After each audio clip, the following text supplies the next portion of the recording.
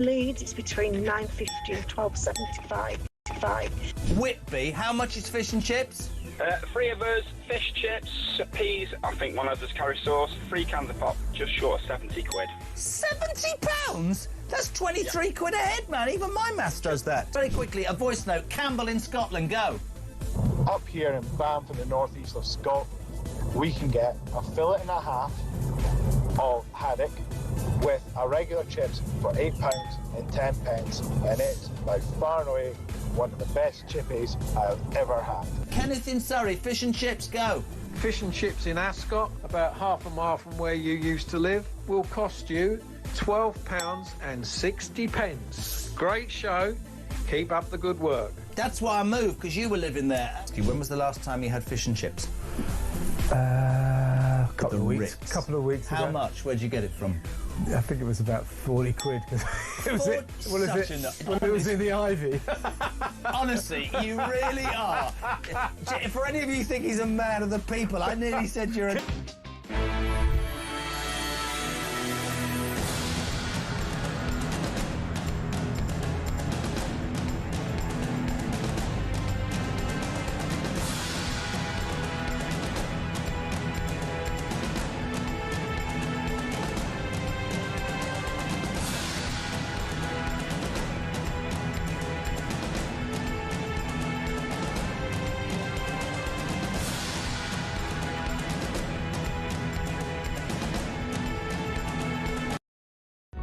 Across the UK, on DAB+, on your smart speaker, on your smart TV, and on your side.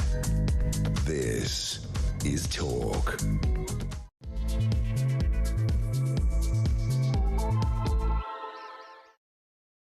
A very, very good morning to you. Welcome to the show. I'm Julia Hartley-Brewer. This is Talk, the home of common sense. Very much appreciate you joining me.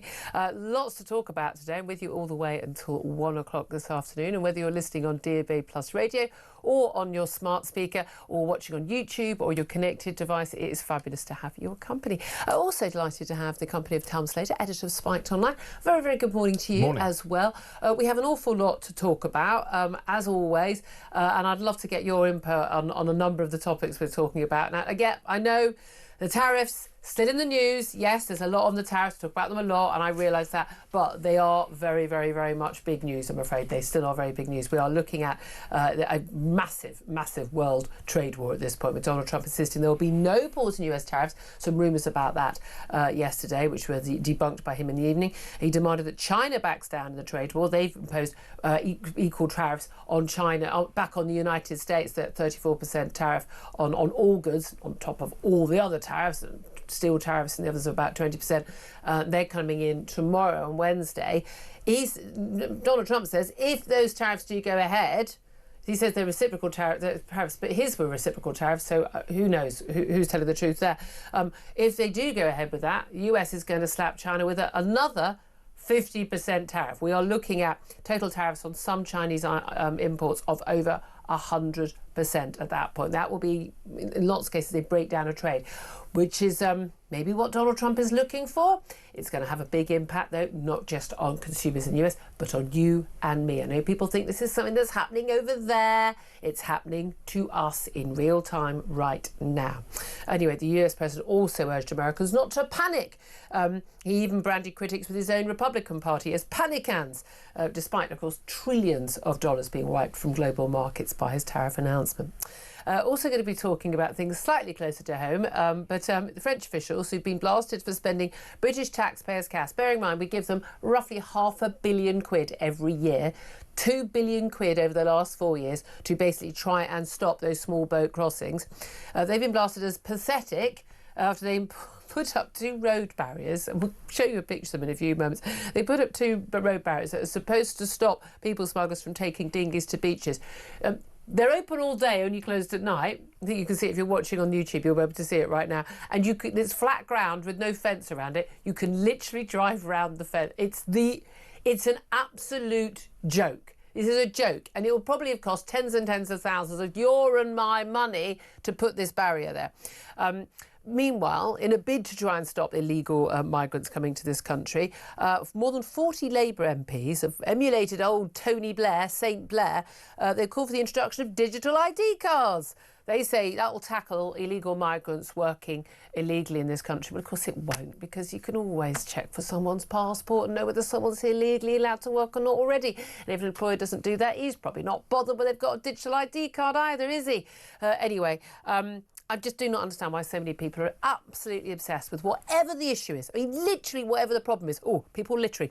If we had digital ID cards, they say. Oh, people smuggling. If we had digital ID cards, whatever it is, they blame it on not having digital ID cards. I would love to hear your thoughts on that.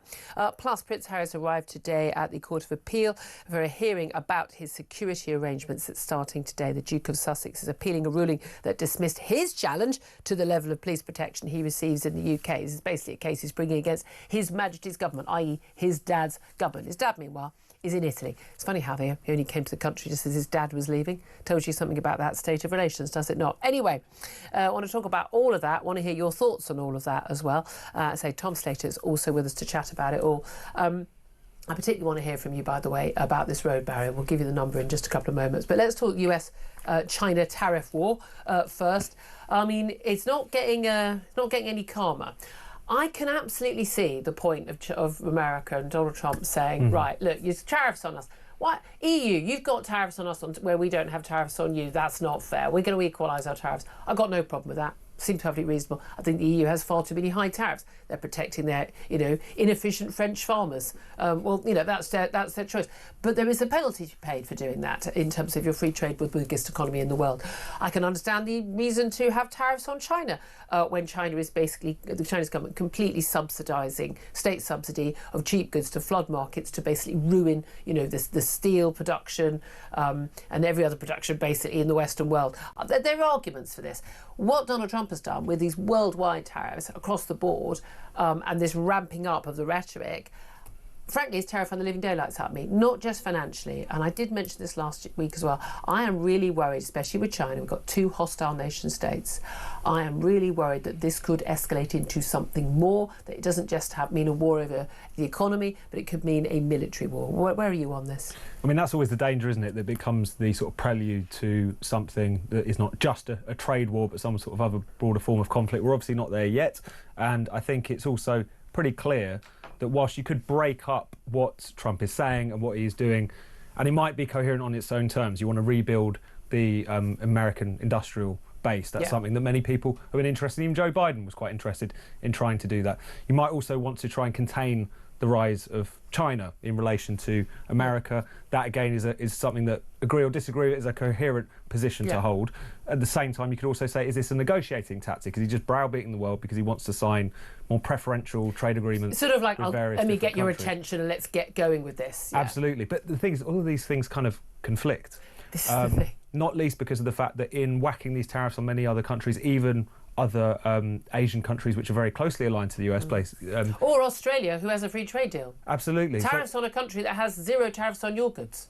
So you're kind of not necessarily bringing your allies in as you're trying to make this broader geopolitical moves. At the same time, also, if you are primarily interested in kind of boosting the lot of the American worker, boosting manufacturing and so on, even the people in Trump's orbit who always argued for that said, you have to do this, but it needs to be a stable policy. It needs to be clearly articulated. This is it for 4 years. Term. It's not going to change. Whereas these tariffs have been going up and down like a yo-yo for the past couple of weeks. Like when it started. Pause, not pause. Exactly. So on all of these different terms, it just doesn't make a hell of a lot of sense. And people are feeling the consequences. Caller on the show yesterday saying, look, we can benefit. Certainly, we've got benefit. We're not in the EU. I mean, because of German exports in particular, German-French exports, the whole of the EU has been slapped with that 20% tariff. We've got a 10% tariff, so we benefit from there. They say, well, look, maybe some companies, particularly, Southern Ireland, Republic of Ireland, might move to or Northern Ireland, or they'll move from France, they'll move to the UK, and then we had an expert later on pointing out, well, wouldn't it just be easier for them to avoid tariffs altogether? If you're going to move from there to there, you may as well move all the way to the States.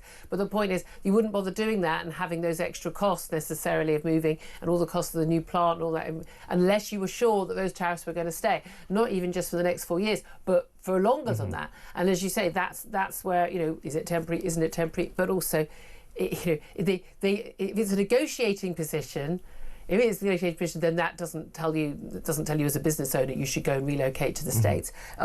The tariffs would have to be really, really darn high in a country to make it worth your while to move your plant all the way, or your jobs all the way to America, where much higher costs than in many, certainly Asian countries there would be, maybe not in Europe, but Asian countries.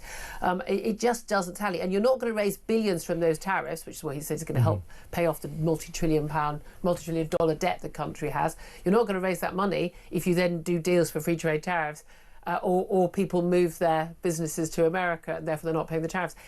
It can't. There are like sort of three different aims, and they're all mutually exclusive. So we don't know where. I don't know whether he knows, but there has certainly been a bit of Republican backlash.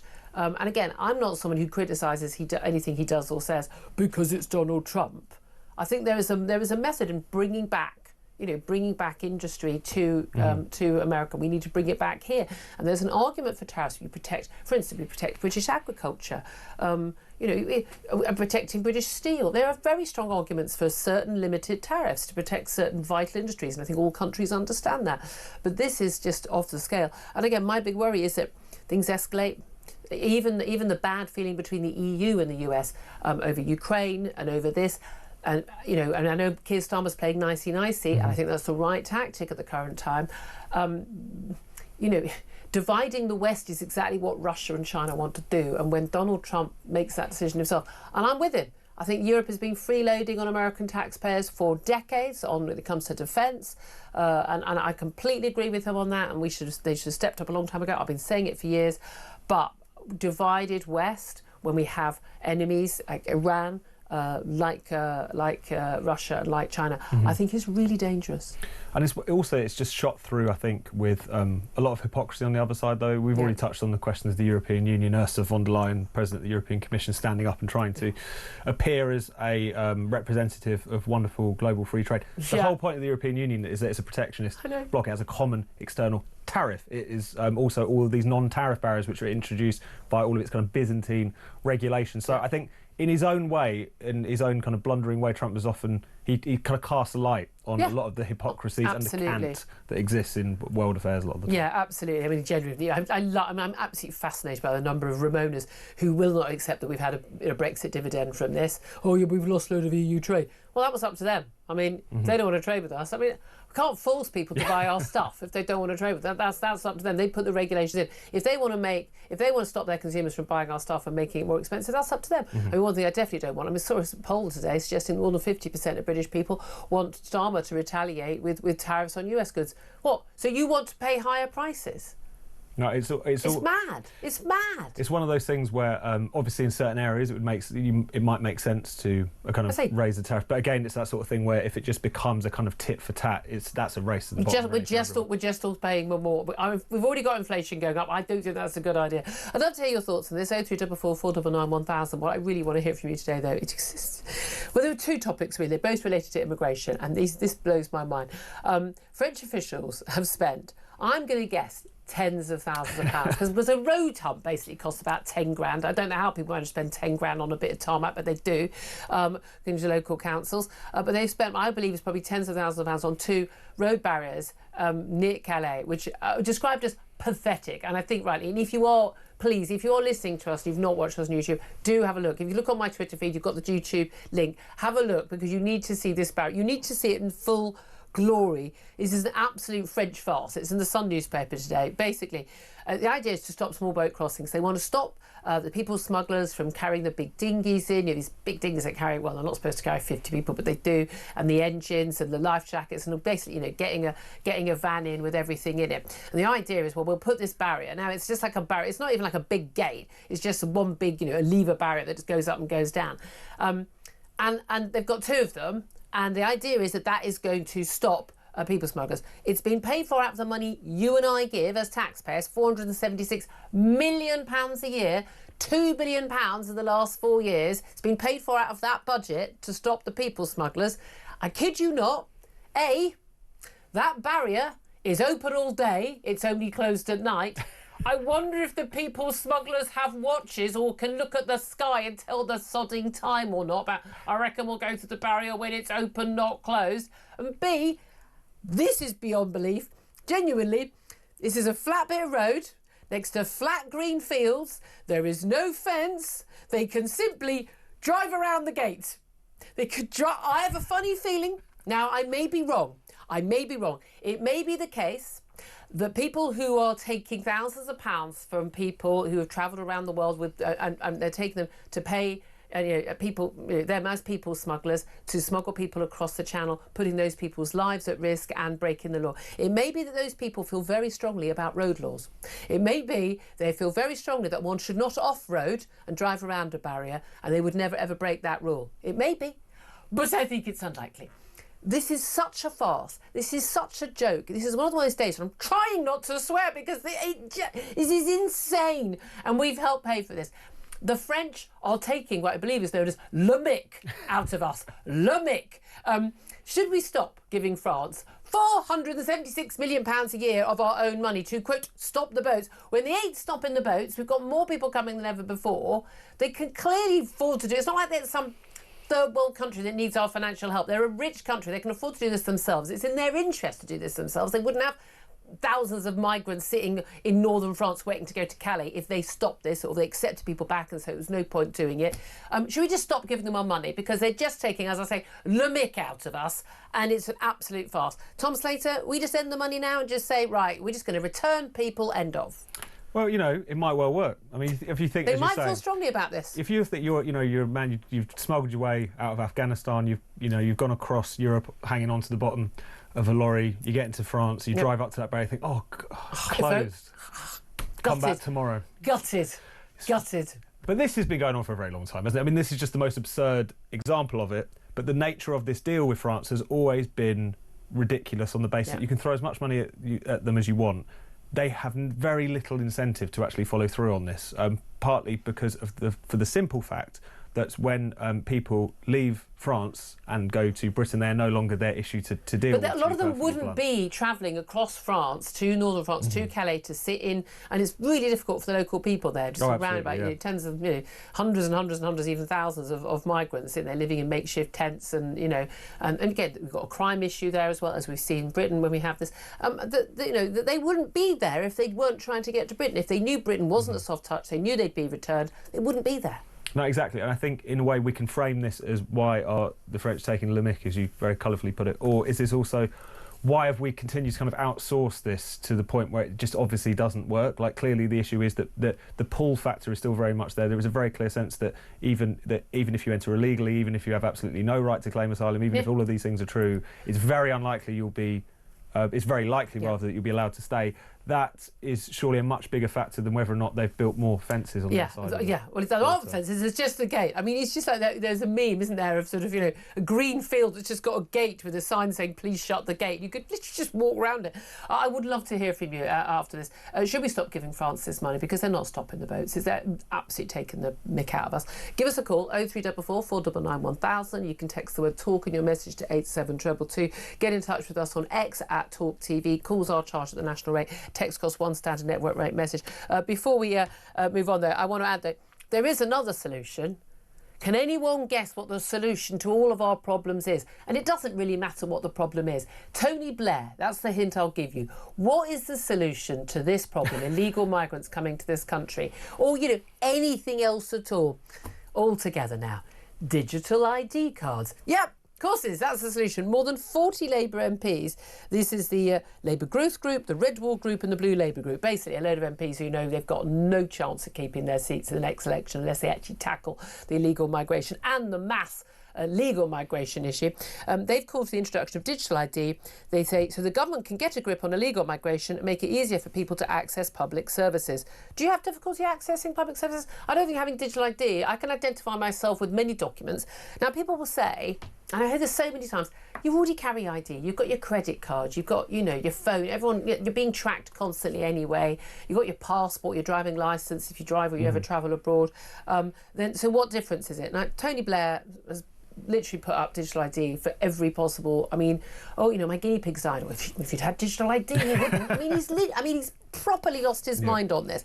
But this is an open letter to the Prime Minister from these MPs. They say it could help target off-the-books employment, the black market economy, allowing people to seamlessly engage with the NHS and other public services. And this was suggested for tackling the issue of foreigners using the NHS only on yesterday's show.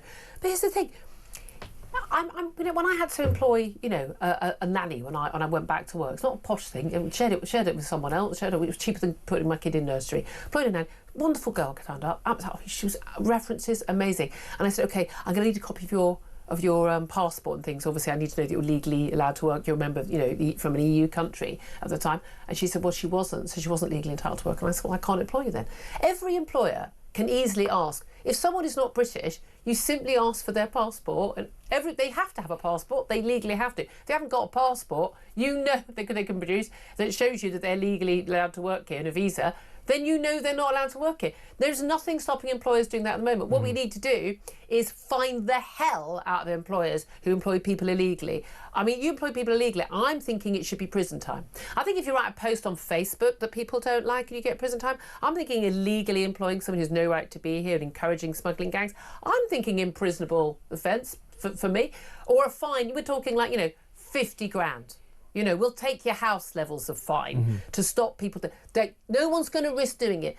If you employ someone and you haven't asked for their ID, you can't go, oh, I didn't know they weren't legal. Well, yeah, you did, because you didn't prove that they were legal. We can solve this. We don't need to have digital ID for every British person, do we? No, absolutely not. I mean, this, as you say, is the sort of Blairite answer to absolutely everything. In the same way there's a certain type of conservative for whom national service is the answer to everything. For Blairites, it's digital ID. Both? Yeah, put them together. Absolutely perfect. We can have people in national services making the national ID cards. Yep, exactly. All pulling together. That'll bring us together as a nation. But it's one of those things where it's a pre-existing agenda, an axe to grind. These people don't really care about civil liberties. They quite like the idea of it being quite easy to track people. We saw some of that being sort of played with during the pandemic, of course, and vaccine passports and all the rest of it. So that's where they're coming from with it. In terms of the issue itself, the best you could say is that this is an admission of failure, that because you failed to control the borders, because you failed to enforce employment legislation, because you failed, therefore everyone else needs to have their civil liberties and privacy encroached. And it's always the answer, and it'll keep us safe. If you're concerned about migration, protect your own borders. Make that a meaningful thing. But also enforce the law laws. we've already got. Exactly, we never do. That's what it comes enforce down the to, laws. surely. Have more checks on people. I mean, it's really make it a requirement. You want to employ someone, and again, if they're employing them in the black market, if they're already not paying tax, already breaking the law, punish them for that. I really do not understand why on earth that would be complicated to do. That's just having the resources to do it. And if once people know that will happen, they will not take the risk. It is really that simple. If the penalty is that great, they won't take the risk.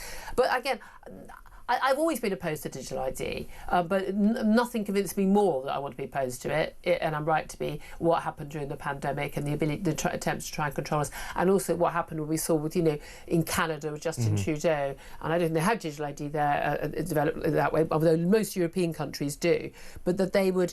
Their ability to control people and what they could, where they could go, what they could do, ability to go to work and controlling their bank accounts. I think we're already at risk of having that sort of control on our civil liberties. But also the idea, India, Pakistan, those wonderful bastions of freedom and law abiding. Virtually every European country apart from Denmark and Ireland has digital ID. So France and Italy and Germany and Sweden, which have completely out of control illegal migration. So they got digital ID, but apparently digital ID is the answer to solve that problem.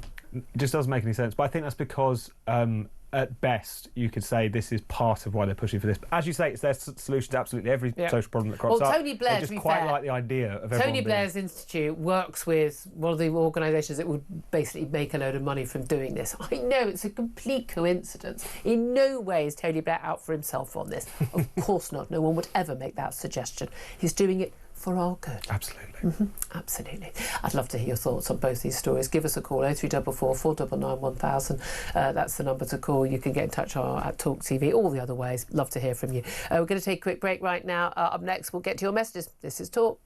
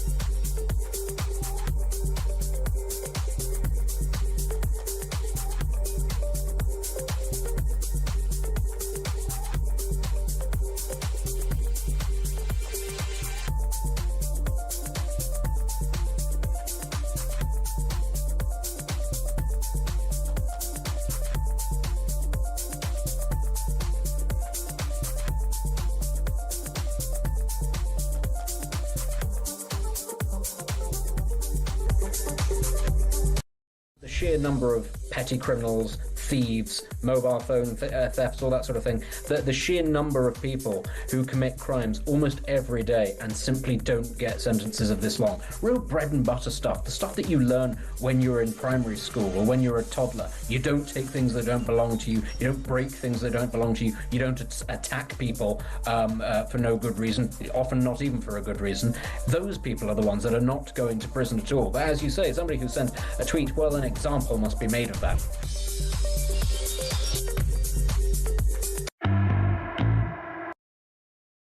Across the UK, on DAB+, on your smart speaker, on your smart TV, and on your side. This is Talk. Very good morning. Welcome back to the show. 10:28 is the time. By the way, we've got lots of top guests coming up. Brenton O'Neill is coming up. We're also going to be talking to the former head of Royal Protection, Dara Davies, about Prince Harry back in court again. I mean, it's the appeal of an appeal of an appeal. Basically saying he doesn't get enough security when he comes to this country, though he keeps coming to this country. Seems to somehow survive. But there we are.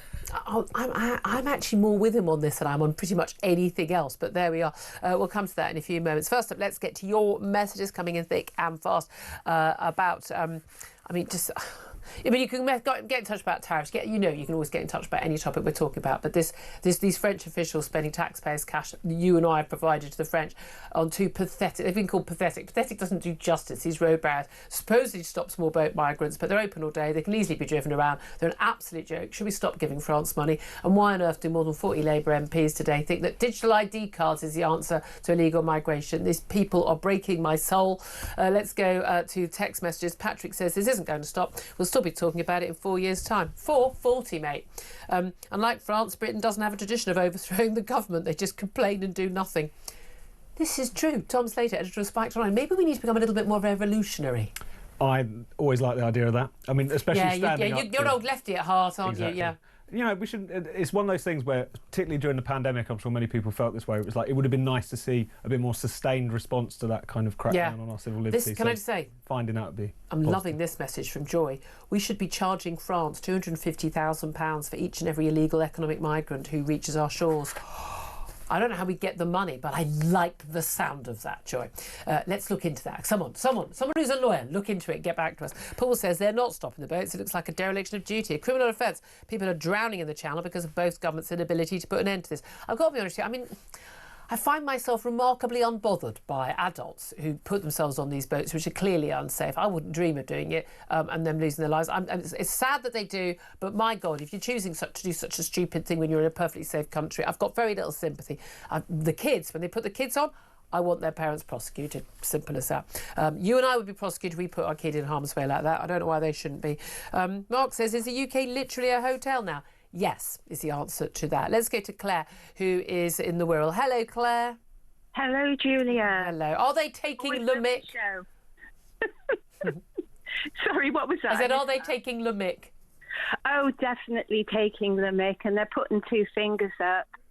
And I mean, they're taking the Le Mic. They have been to us over on this side of the channel as well, haven't they? Yeah. You know, but I just think it's just ridiculous. I mean, we've got the RNLI on our side of the channel. Who's commissioning them? I would love to know. I mean, we've got these hotels that the government are paying for. Are they paying for the RNLI? Because I'm sure a lot of people have stopped their donations now. I think that has been an issue, hasn't it? I do think they get some state funding, don't they? But also it's public donations, and it's an amazing charity doing amazing work. And look, you know, if they're lifeboats, if someone is drowning, it doesn't matter who they are or where they're from. It's their job to go and rescue them, and I thank them for doing that. But they shouldn't be put in that position. But these people aren't drowning, and I'm like you. They're at risk of it. Earlier, if they fall over the side, you know, I mean, there's always these sort of everyone's always got to stop talking about the channel crossings and how dangerous and deadly they are, and all the rest of it, and the poor old migrants. No, I'm sorry. They know the dangers. If they're adults, I agree with you with children. It's disgusting that they're taking children across and taking these risks with them. But when you think of how many people have drowned, You know, I mean, compared to how many people have got safely across. Yeah. It's not as if everyone's falling out of these. No, I mean, they are unsafe. My thing is, I don't see how any vaguely sensible human being could get on one of those dinghies and without a life jacket and think that that was a good idea. I don't know why they can't go and buy a life jacket. If they paid $2.5 grand, $3 grand to a people smuggler, it's utterly bewildering, isn't it? Claire, thank you. Okay. No, carry on, my love. What did you want to say there? Oh no! Well, I thought they was provided by, you know, when they do get these life jackets. No. Often you see them, they haven't got them. But again, I've just got you're in a safe country. It's not like you're fleeing war. You're in France, somewhere lots of us try and get to in the summer. Claire, thank you for your message. Georgina is in London. Georgina, they're taking Le Mick. What do we do about it? Well, I would like to get the Prime Minister and his cabinet in a room and have a jolly good talk with all of them, to be honest. I mean, unless there is an invisible force field either side of that stupid gate, it's neither use nor ornament. And we're sending 500 million a year for that. Well, I can tell you now, the 500 million needs to be stopped immediately and used to fund our own border defence force. France is taking money off the British public under false pretences, and if the government can't see that, there is some kind of mental derangement going on. Yeah, I just simply not be on the wit of man. You have drones, you have police boats ready to go. I don't understand. I've said to you that snipers to actually shoot holes in the boats from afar before the smugglers get the people on, so those boats instantly sink. I'm sorry, I don't believe this is beyond the wit of man at all. Julia, this is not rocket science. No. This has been done in other countries with fabulous results. But you need the government to want to stop the boat. And they don't really, because they don't believe in borders, really. Georgina, thank you for that. I can't talk for too long. Got to get to a break. But Tom Slater, I mean, I just think the British people, I think people who have been very sympathetic over the years are now just going, we're done now. We're done. People have had enough, and you can understand why. Because no one ever voted for this situation. No one thinks it's tenable to carry on. Yep. And even the people who are seemingly horrified whenever someone tries to tackle this issue of illegal boat crossings, you think the status quo is terrible for everyone. You've created a set of incentives which says if you can run the gauntlet, risk your life, then you might be able to stay and work in the British black market economy. Is that a positive state of affairs for any nation? And again, I think every single channel death of this is down to the lefties and the bleeding hearters who say, come on in, the water's lovely. Turns out it's not. It's quite dangerous. 10:34 is the time. We'll take a break. Up next, going to talk to Brendan O'Neill about this and many other topics as well. This is Talk, the home of common sense.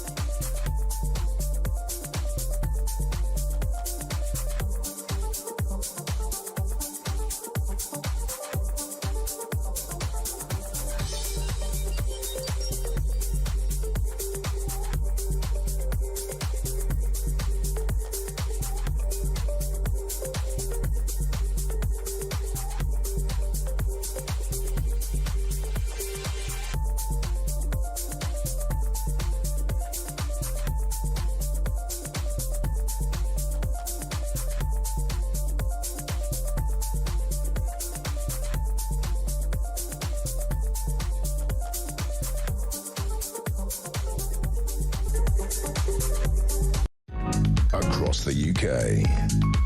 On DAB+, on your smart speaker, on your smart TV, and on your side. This is Talk.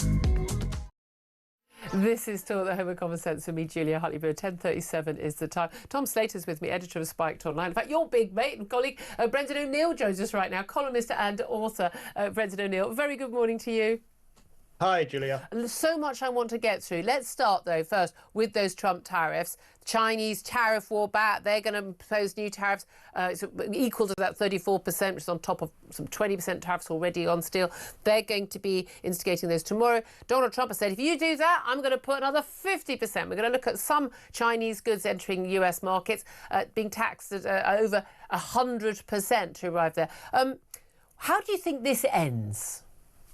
Well, who knows? That's the answer to that question. It's very, very unpredictable. You know, I have to say, Julia, I envy people who have a very firm opinion on the tariffs regime, because I don't really know either what's going on or how it will end. And I'm fully open to the idea that it's going to cause an economic cataclysm. I think it could bring about a depression. I think it could be bad for America and accidentally good for China, because lots of Asian countries in particular will look to China more than they do to the US market. So all of that is possible.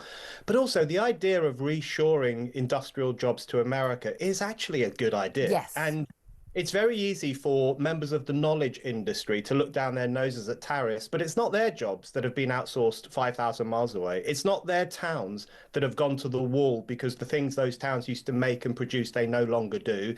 It's not their towns that have been swept up by an opioid crisis, which has happened in a lot of these post-industrial towns in the United States.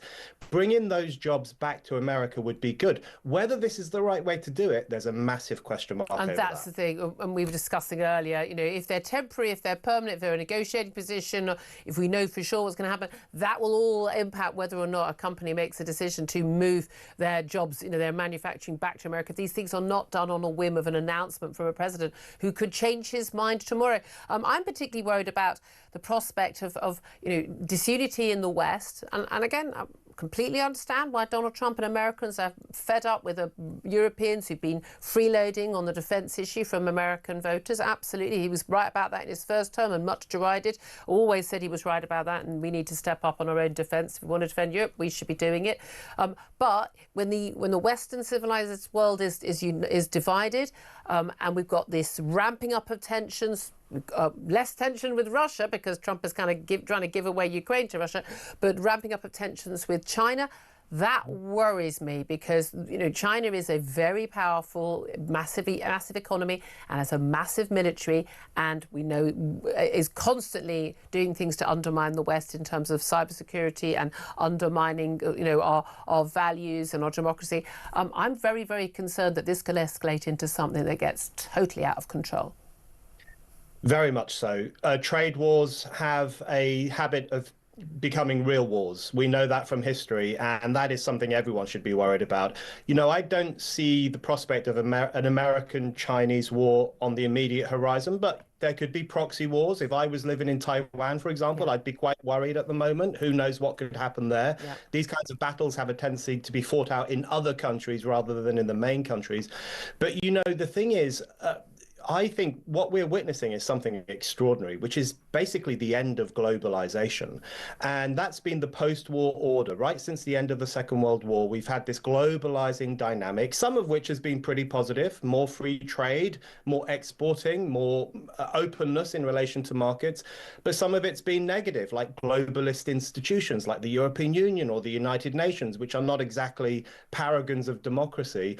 All of that now is withering away. I don't think Trump caused the withering away of globalization, but my God, he is speeding it up with this tariff regime. Well, he did, but that links actually to another topic. And again, this idea of sort of, you know, borders, we're all linked together, one big happy family. Well, yeah, how's that working out when it comes to immigration, whether illegal or legal immigration? And we've got the people on the left only saying there's no such thing as someone who's illegal. Well, yeah, if you're illegally in a country, you're not allowed, you have no right to be there. Yeah, you are illegal. But we've got two news stories regarding immigration. We just been discussing discussing. One is these absurd two barriers, gates, to apparently stop people smugglers from carrying their big dinghies and vans full of life jackets to the Calais beaches. It's a barrier that is only closed at night. You can just lift the barrier up, or you can just drive around it when it's closed because it's got flat green fields around it and no fencing. Will have cost tens of thousands of pounds, paid for by you and me, because it's part of that half a £1 billion of money we give every year to the French to tackle that issue. Meanwhile, when illegal migrants do get to this country, the solution is, according to more than 40 Red Wall Labour MPs, to have digital ID for everybody, because they say that will stop people working in the illegal black market. What do you make of those stories? It's unbelievable. I thought the image of that pathetic gate in France, it was such a perfect illustration of the elite's attitude to borders, which is that they don't care about them. They don't believe in them. These are post-borders elites, post-nationhood elites, and that image is just a beautiful illustration of their entire attitude to the idea of sovereignty, to the idea of nationhood itself. My grandfather's farm in the west of Ireland has better borders than that. He's got a proper stone wall around it to keep things in and to keep things out. It's a joke. It's a complete joke. And as for digital ID, for some in the Labour Party, that is their answer to everything. Every single problem that arises in society, especially someone like Tony Blair, his first thing, let's have digital ID. That will fix this problem. It's a fantasy. It could lead to authoritarian consequences for actual British people who live here legally, because we'd be bought into this as well. And it wouldn't help with illegal immigration. It just wouldn't solve the problem. But virtually every country in Europe has digital ID cards. And of course, they don't have an illegal migrant problem at all, do they? I mean, it's genuinely absurd. But again, I don't know about you, but I was always opposed to a digital ID because I don't want to be a papers, please society. And we have a very different history. And trying to explain to Europeans, we don't have the same history they have. Most Europeans have lived under some sort of fascist or dictatorial regime for most even of the last century. We had dictators in Portugal, in my living memory, for goodness sake. And we forget that democracy is very fragile and civil liberty is very fragile. We fought for ours. Quite literally, people fought and died for our rights over centuries, and we shouldn't give them away. So, like, someone could just say, demand our papers. If the police think there's wrongdoing, that they can ask you to present yourself at a police station. That's one thing. But you shouldn't have to just prove who you are all the time. And I particularly feel strongly about that post-lockdown and post the constant urge to require us to show our vaccine proof, vaccines to go to work and things like that, which I know you and I, we fought massively against, always objected to that. I remember there was an event I was invited to, and you have to show proof of the vaccine or proof of COVID test. I'm like, well, I won't do it. And I did travel. But you've always been required for lots of countries to show proof of certain vaccines. That, to me, is a different issue. Within my own country, I reserve the right to go wherever I want, when I want, without people knowing who I am.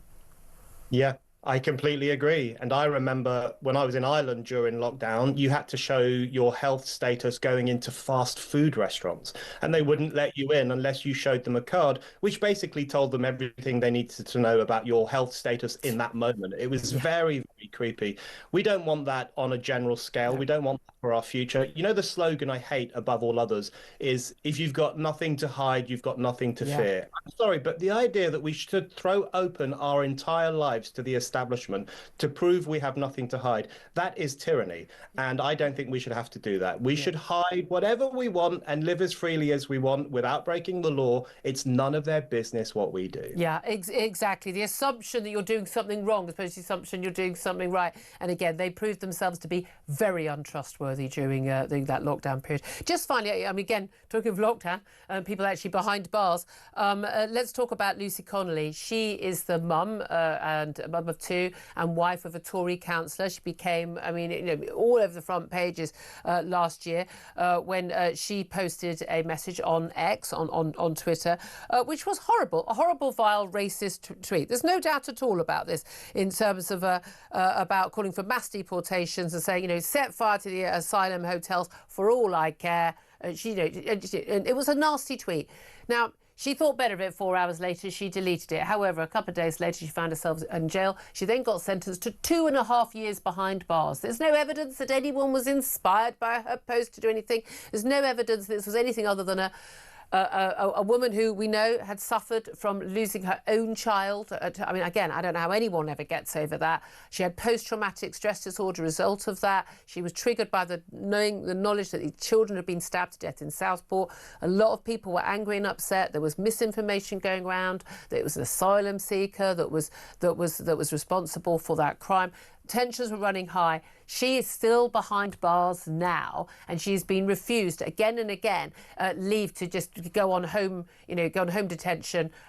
She's no risk to anybody, first offender and the like, and yes, she's still behind bars.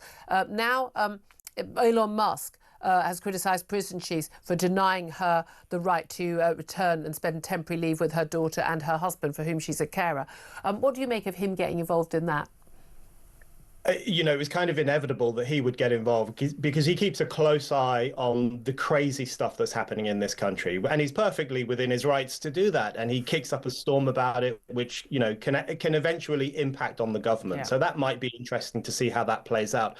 This entire case is it's genuinely repulsive. It is horrendous what has happened to this woman. I'm so glad that Alison Pearson at The Telegraph has drawn attention to this, and then Tom Slater, who's with you now at Spiked, has written a superb piece about it as well. This is a sickening case. She shouldn't have spent 1 second in a courtroom, never mind in a prison. And you don't have to agree with what she said. I mean, she agrees that what she wrote was terrible. Yeah, absolutely. It was an awful tweet. And I think everyone knows that. Every normal person knows it was a terrible tweet that she shouldn't have written. But the idea that she should spend 31 months in a cell for something she wrote is gross. There are people who've committed violent acts who get less time than that. There was a man who went into a kosher deli in Golders Green last year with a huge knife, jabbed it in people's faces and said, tell me, the Jews' faces, and said, tell me your views on Israel and Palestine. He didn't spend 1 minute in jail. He got suspended sentence. Exactly. This is two-tier justice. You can wave a knife in Jewish people's faces and you don't go to jail. You write a tweet and you go to jail for 2.5 years. It's insane. Absolutely. Couldn't agree with you more. Brendan O'Neill, columnist and author, thank you very much. 10:49 is the time. Quick word from Tom Slater. I mean, I'm just getting your mates talking about each other. No, but this is, I mean, it's a really interesting piece. We talked about it on the show yesterday. Alison Pearson wrote this piece over the weekend. She spoke to the husband and got a lot of details about what's going on behind bars. But again, this is just sort of an average mum.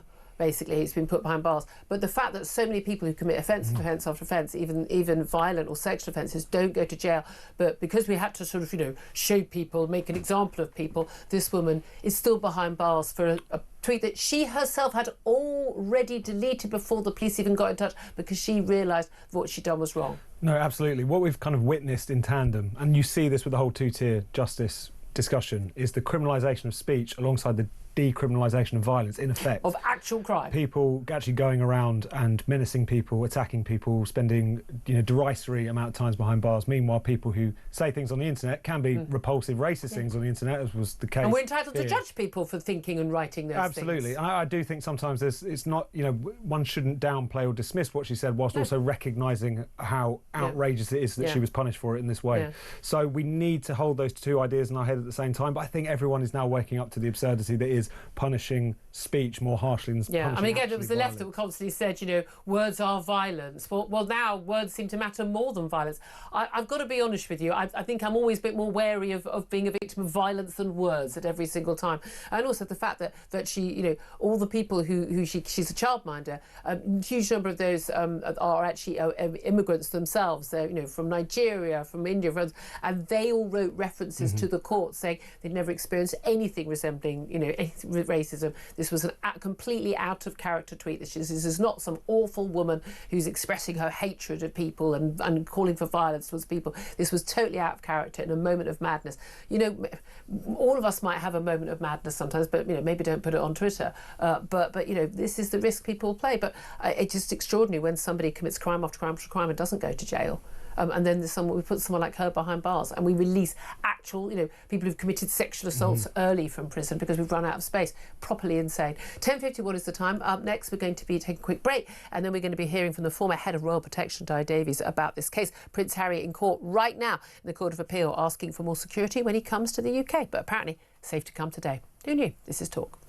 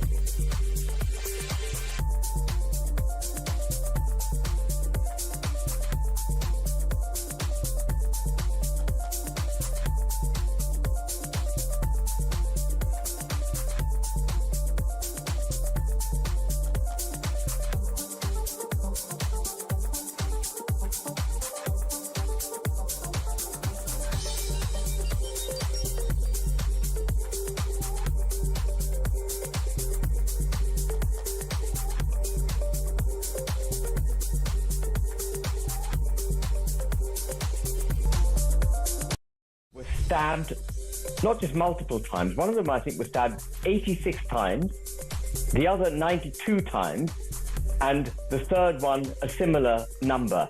And the one that was stabbed 86 times, he only stopped stabbing her because he attempted to then remove her head.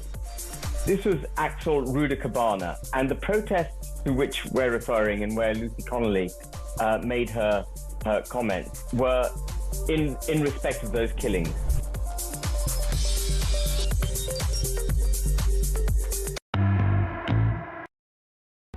Across the UK, on DAB+, on your smart speaker, on your smart TV, and on your side. This is Talk.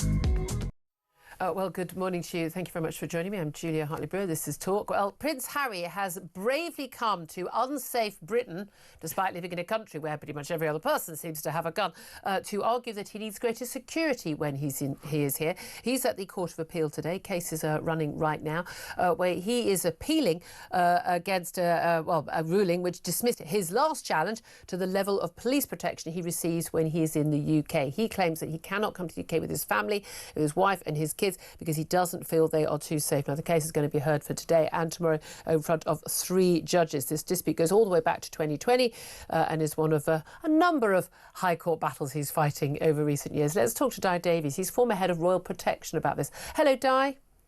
Yes, good morning to you. Thanks for joining us. It's always quite an interesting thing. We've seen that Prince Harry, he's come back to visit his father when he found out he had cancer. He's here for his court cases.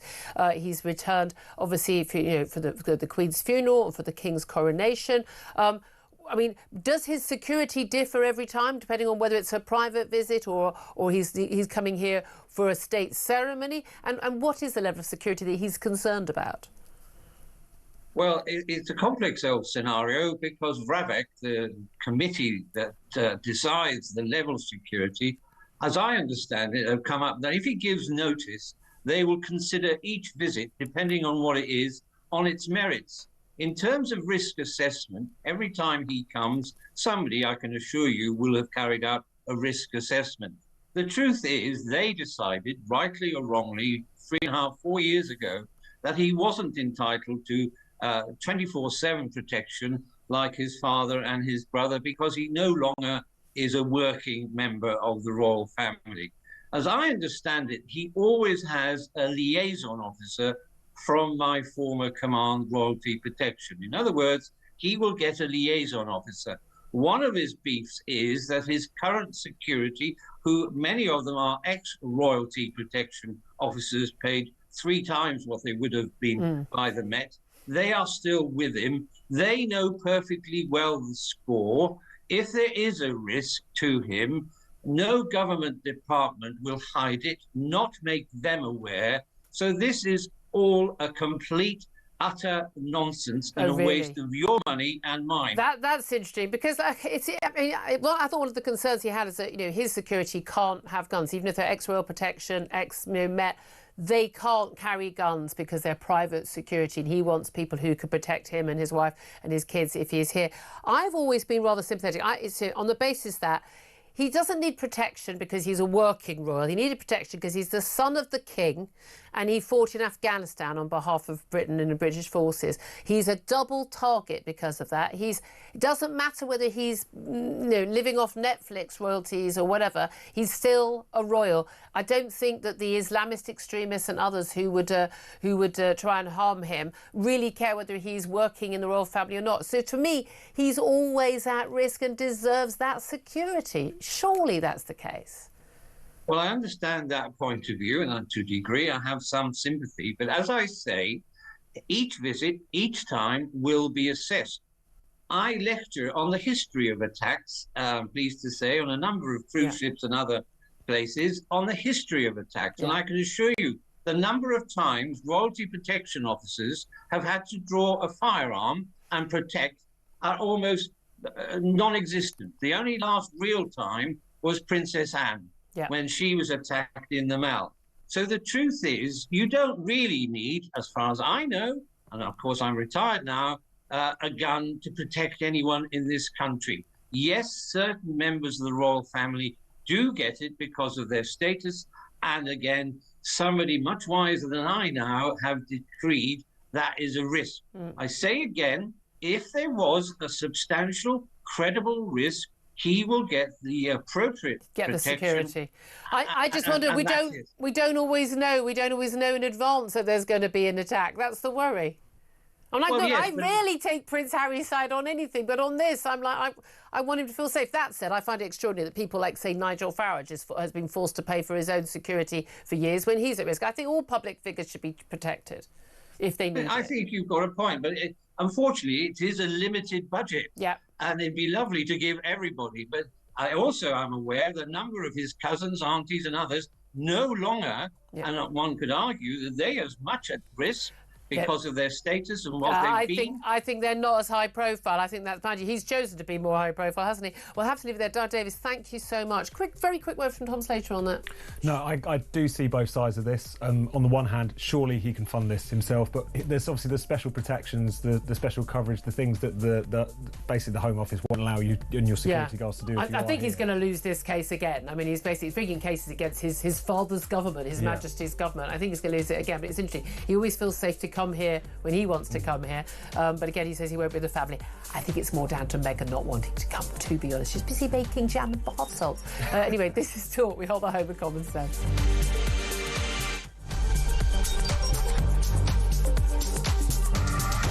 How much, ladies and gentlemen, are fish and chips where you come from? We'll go to Jason in Crewe. Jason from Crewe, fish, chips and peas, £7.50. The best chippy in England. Janice in Leeds, go. Regarding fish and chips in Leeds, it's between £9.50 and £12.75. Whitby, how much is fish and chips? 3 of us, fish, chips, peas, I think one of us curry sauce, 3 cans of pop, just short of 70 quid. £70? That's 23 quid a head, man. Even my maths does that. Very quickly, a voice note. Campbell in Scotland, go. Up here in Banff in the northeast of Scotland, we can get a fillet and a half of haddock with a regular chips for £8 and 10 pence, and it's by far and away one of the best chippies I've ever had. Kenneth in Surrey, fish and chips, go. Fish and chips in Ascot, about half a mile from where you used to live, will cost you £12.60. Great show. Keep up the good work. That's why I moved, because you were living there. When was the last time you had fish and chips? Couple of weeks ago. How much? Where'd you get it from? I think it was about 40 quid. It was in the Ivy. Honestly, you really are. For any of you who think he's a man of the people, I nearly said you're a...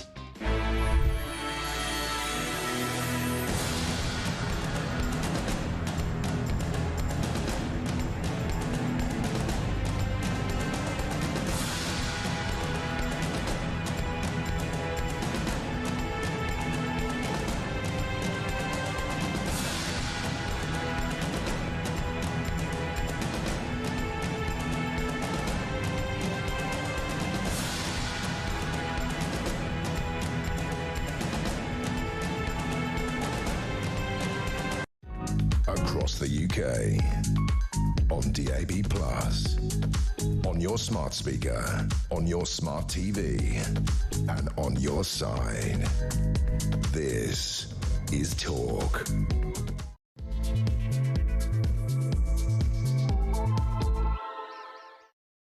A very, very good morning to you. Welcome back to the show. It's coming up to 3 minutes past 11. I'm Julia Hartley-Brewer and you are with Talk. We are the home of common sense. Thank you very much indeed for joining us, whether you're listening on DAB Plus radio or on your smart speaker, watching on YouTube or your connected device. It's great to have your company. Going to be talking more in this hour about those tariffs. The trade war and the war of words between Donald Trump and the Chinese is really, really hotting up.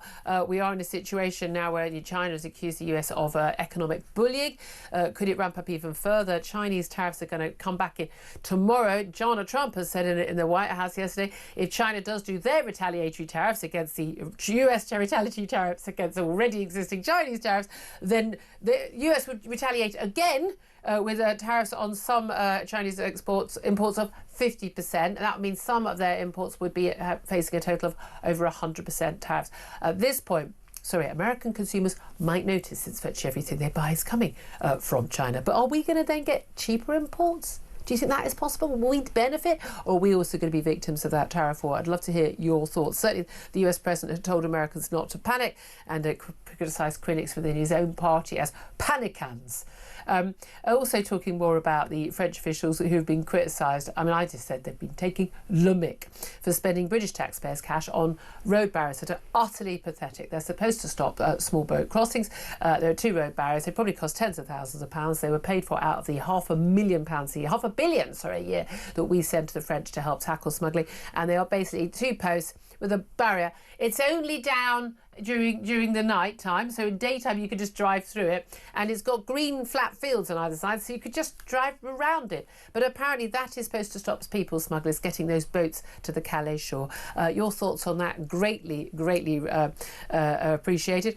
Also the fact that more than 40 Labour MPs, the Red Wall MPs who were worried about losing their seats next time round, they've called for the government to introduce digital ID cards to tackle illegal migration, because there has never yet been a problem that some people don't think that digital ID cards are the answer to. Well, your thoughts on all of those topics, gratefully received. Give us a call, 0344 499 1000, text on 87222, get in touch on X at talkTV. Calls are charged at the national rate. Text costs £1, standard network rate message. In particular, I want to know, should we just stop giving France? We give them £476 million a year, so pretty much £2 billion we've given them in the last 4 years. Have the boats stopped? Have they diminished? No, they haven't. Fewer boats, but more people on them. What is the point? What is the point of giving them that money? Well, we were told, it would be much worse if we didn't give them that money. Really? How much worse can it be with tens of thousands of young men coming from we know not where, because they often don't have any ID on them? I'm not sure the digital ID is going to solve that problem, given that most of Europe has digital ID cards and they've got the same problem there. But there we are. What do I know? I'm not Tony Blair, the king of the digital ID. Do get in touch. 0344 499 1000. Tom Slater, look, we're going to talk about Trump's tariffs in a few moments with the economics editor of The Spectator. So let's focus on this this issue of these barriers. I mean, again, if you are just listening and not watching, I cannot convey to you how unbelievably embarrassingly bad this barrier is. I mean, it's literally like a gate. I'm a gate post. I'm going to go roughly 6 foot. It's got just a single barrier, just a single, line of wood or whatever going down, and it's open. It's open for at least 12 hours a day, and you can drive around it. And we've paid for it. The French are taking le mic.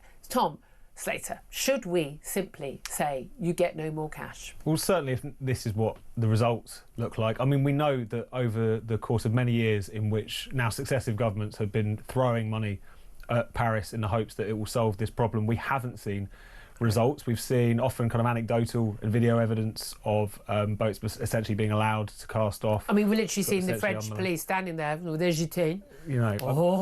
Little shrug.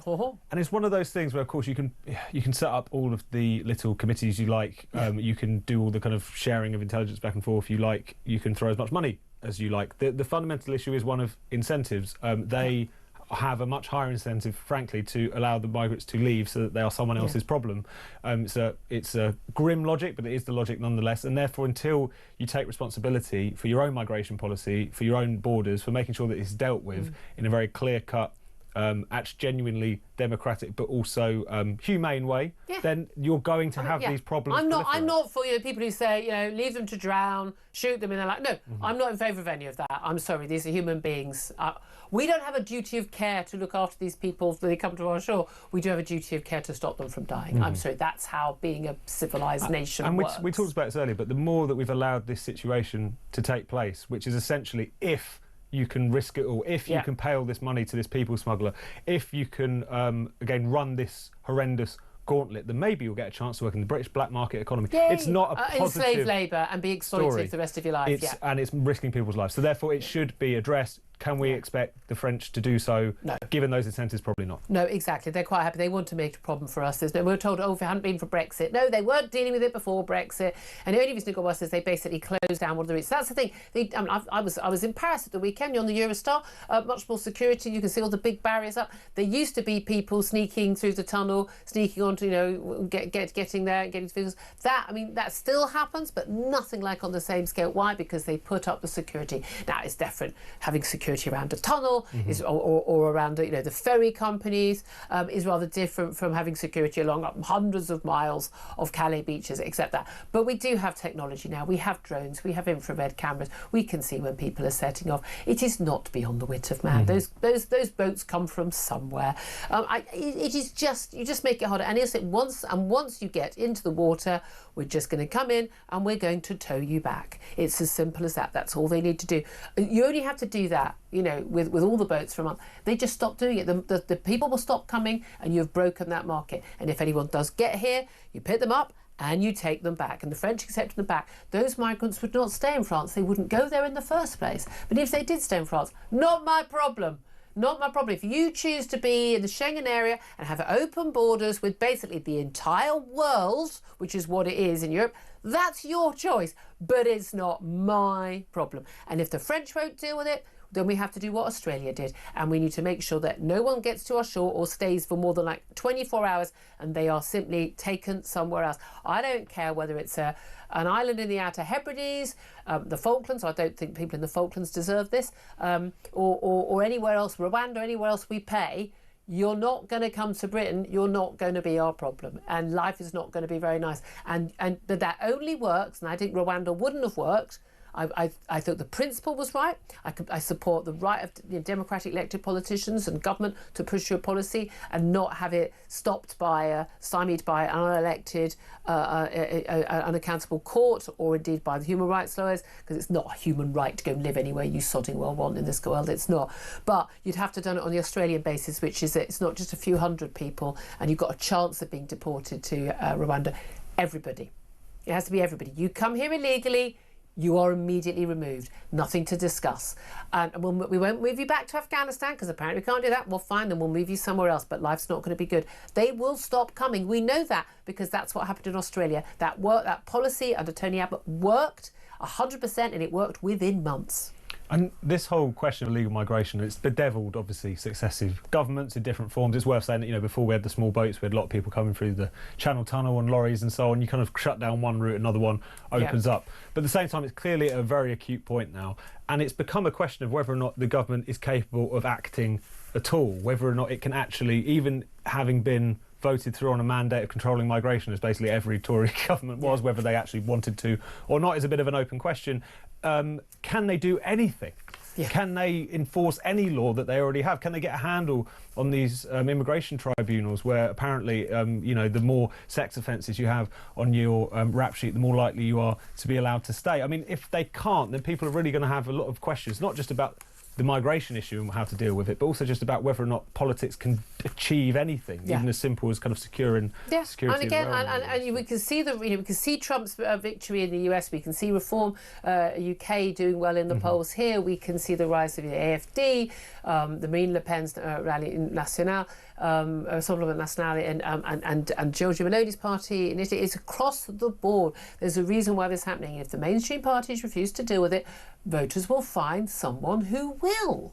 No, absolutely, and who in many cases might have some quite unpleasant solutions to these kinds of things. If you create a situation where the only person even willing to talk about an issue are sometimes the insurgents, sometimes the people who are genuinely a bit extreme, that's a bad situation to be in. And there really are some people who I think are far too extreme on this. We are talking about human beings. Now, there may be economic migrants who've got no right to be here, but I'm sorry, but we should still always be a civilised country. But to be a civilised country, to be humane, doesn't mean being a soft touch. I'm sorry, there's a difference between sort of shooting someone in your garden path and having your door locked and refusing to let them in. Those are two different things. One is perfectly acceptable and one is not.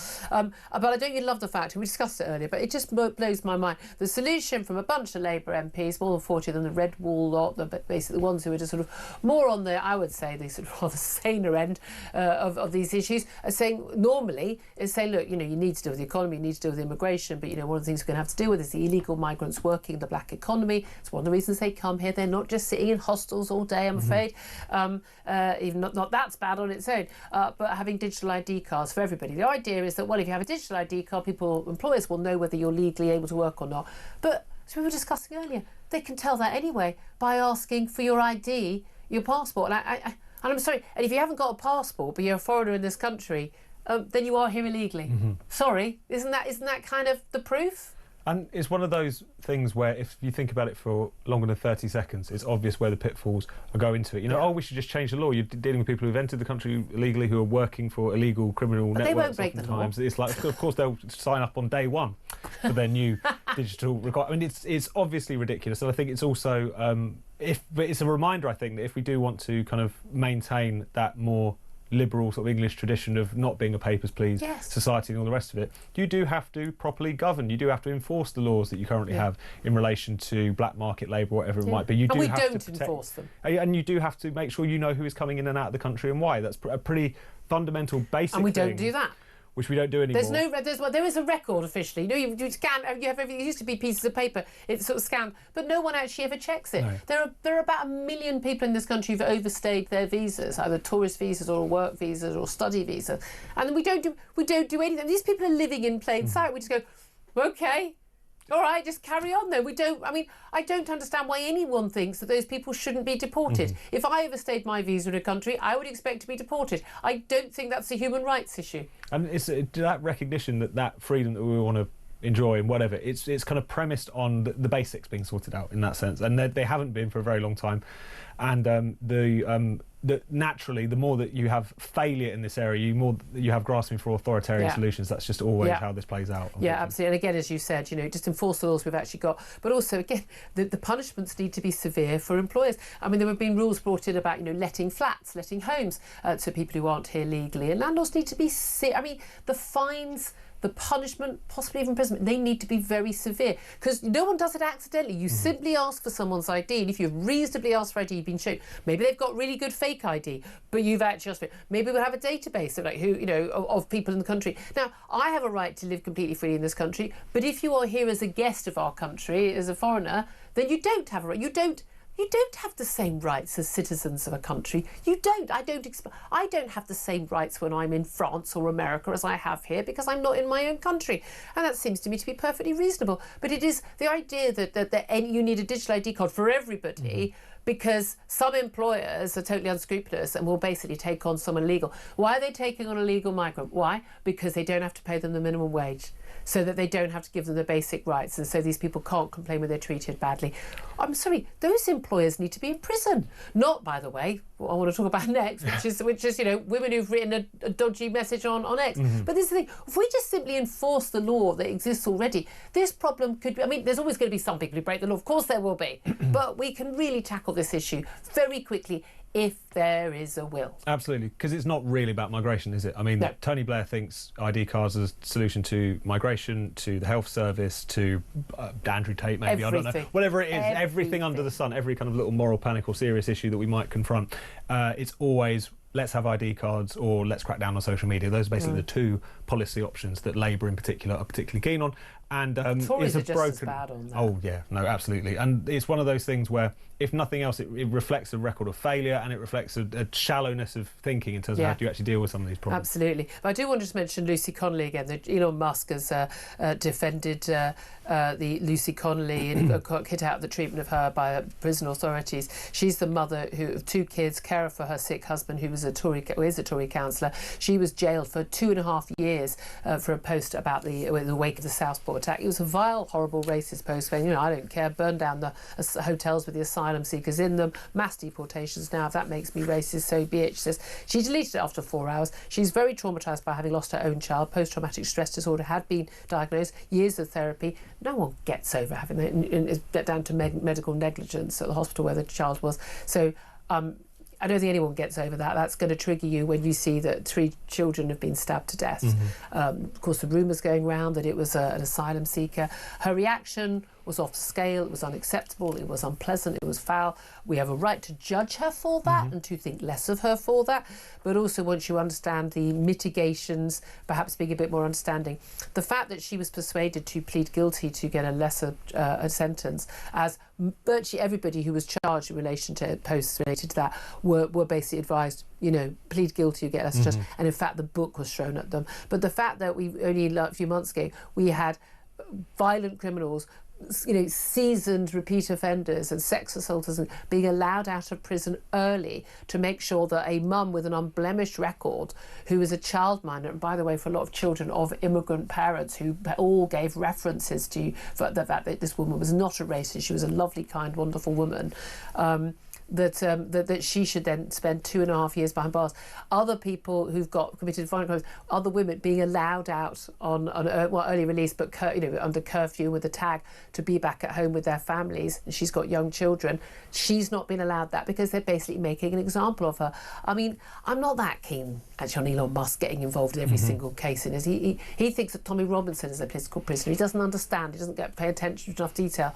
But she is a political prisoner at this point because this woman, she did something wrong. She should have had a slap for it, but I don't even think she should have a criminal record for what she wrote. Certainly not a prison term, and certainly not a 2.5-year prison term when people who commit proper violent offences against people either don't get jail time or serve much less. I mean, we just have to get back to brass tacks here. Should someone be in prison for 2 years and 7 months, as it originally was, for words on the internet? Yeah. Absolutely not. Should that happen, particularly in the context of people who physically assault people, sexually assault people, not even serving anything like that time? That's obviously a complete nonsense. Yeah. Should we be willing to criticise it? Absolutely. I mean, I'm to be honest, whether or not she is as despicable as that tweet would suggest, whether or not that was a moment of madness, whether or not she just completely lost it that day, I don't really care. If that was what she always thought. It's the fundamental point, which is that the question of speech should not lead you to being locked up. I know people have said, well, this was incitement to violence. Incitement to violence is a very specific category. Yeah. It should mean, I think it's not necessarily in UK law, the fact that you're really getting close to basically commissioning a crime. You're standing in front of a mob saying attack. I want to talk to me at 4 o'clock outside this asylum hotel and we're going to burn it down. Yeah.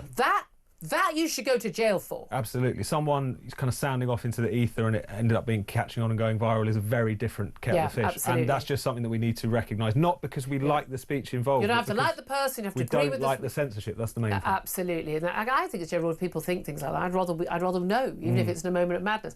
She's got an appeal coming up in mid-May. The Free Speech Union is going to be representing her. So, I mean, I just think this is just madness. The two-tier justice thing is, I think, one of the biggest sort of chasms in our and most damaging things that's going on in our country right now.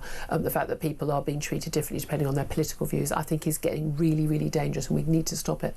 Right, we're going to take a quick break. I do want to hear from you, particularly about anything we're talking about. Lucy Connolly, you want to talk about tariffs? You want to talk about the ridiculous inability of the French and for us to stop the illegal migrants coming over on boats? Give us a call, 0344 499 1000, text 87222 to us as well. You can send us a message on X at talkTV. Calls on our charged at the national rate.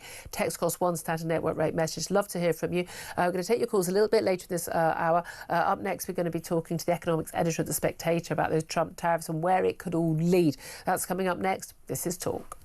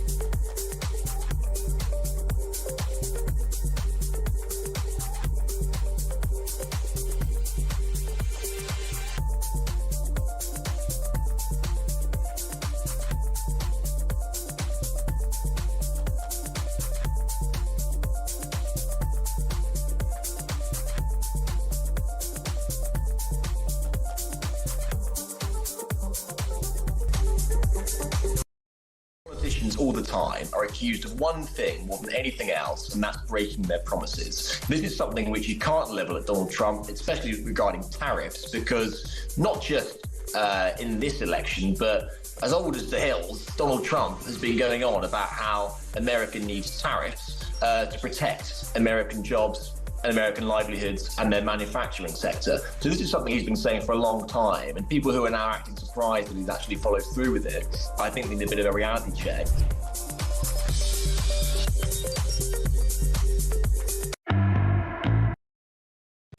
Across the UK, on DAB+, on your smart speaker, on your smart TV, and on your side. This is Talk. Good morning, welcome back to the show. I'm Julia Hartley-Brewer. Tom Slater's still with me as well here at Talk. Let's talk right now about Trump tariffs with Michael Simmons. He's economics editor at The Spectator. Very good morning to you. Morning. Thank you so much for joining us. Now, I wouldn't mind if you wouldn't mind helping us out here in terms of a little bit of explanation of where we are, what the latest is, because everyone is issuing retaliatory tariffs against, well, particularly China and the US. What state are we at and how much the tariffs got up to now?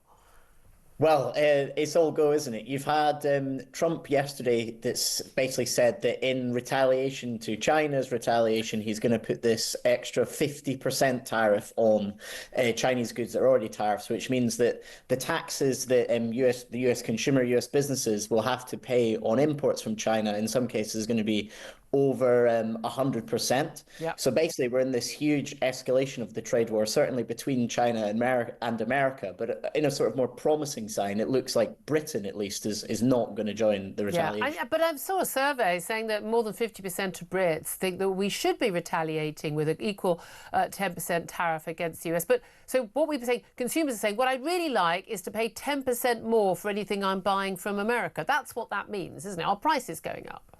Yeah, absolutely. I mean, look, it's my sort of gut instinct as well. Is America are doing this to us. Yeah, sod you. Yeah. Too. But, yeah, exactly. But I think when you look at the economics behind it, you really have to ignore that, because what a tariff is it's a tax on yourself. You know, it's just going to make goods more expensive. Yeah. And what we should be seeing in Britain is actually this is an opportunity that if America is going to try and, rebalance how its economy works, is going to step away from free trade, then that should be an opportunity for the country that in the world is the most similar to America, which is Britain.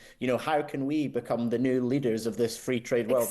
Except we're not such a big market as America. There's lots of talk about us becoming, Singapore on Thames, and if you come, you basically go complete free trade. But there is an argument for some tariffs, isn't there? I mean, I don't think there's a full, I'm not in favour of this tariff war. I think it'll all end horribly badly. And I think the various aims that Donald Trump has himself stated about, we're going to bring back, onshore all this manufacturing, and these permanent and they're temporary, and we can negotiate and not negotiate. Well, and we're going to make a load of money out of these tariffs, even though, of course, we're going to force people to cut their tariffs so they wouldn't be. I mean, it doesn't make sense. It's all mutually exclusive. He's not going to achieve all of the things he says he can achieve. But there's an argument for tariffs to protect some key industries, to protect, our vital agriculture, to protect steel, and particularly against countries like China, where there are massive state subsidies, which make it impossible for anyone in the West to compete. Yeah, I mean, I think that's right, and there is, just as these blanket tariffs are not sensible. I think it also wouldn't be sensible to say, well, look, you just do nothing. Yeah. I think a general retaliation is silly, but there are certain things that you have to watch out for. So in the American sense, I don't think anyone would complain about tariffs on, say, microchips, which is such an important part of American development. And over here, what we're probably going to see with China essentially being shut off from US markets is they're going to try and dump already cheap goods onto Europe and onto Britain. Now, there might be an argument that on very specific industries and areas of manufacturing that Britain might want to do something there to stop our markets being flooded with Chinese goods. But I think generally there is more benefit in, being open to that, being open to something that's potentially going to grow the economy. Right. So we could end up with a load of cheap goods, and a lot of it cheap tap. But let's be honest, we buy a heck of a lot from China. If you're buying on Amazon, I think 80% of goods are made in China, and the other 20% have components have some element that comes from China, and they are dominating the world. But the reality is, of course, China relies on that income to keep not just its economy going, but also its political system and its military going. There's a kind of a trade like, okay, you don't have political freedom in China, but the middle class can keep getting wealthy. Well, if that isn't the case with economic tariffs, then that can be very destabilising for China. So there are lots of other risks there in terms of what they're willing to do. China has accused the US of economic bullying. The rhetoric seems to have been ramping up between those two countries, and I've always thought this is more about China than it is about, say, Europe. You've got pretty much the same costs of doing business in America and Europe, other than energy costs, of course, which are much cheaper in America.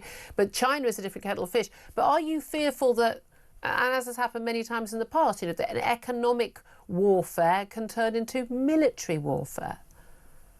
Well, I think we're quite far away from that, but it's certainly, a risk. We're in this ridiculous topsy-turvy situation where I think yesterday the Chinese Foreign Ministry was tweeting out videos of Ronald Reagan espousing sort of the glories and the pros of free trade. I mean, it's ridiculous that's the world that Trump has now created. But look, with neither China or America seem willing to back down. The rhetoric is escalating. China this morning basically saying they're going to go, fight till the end.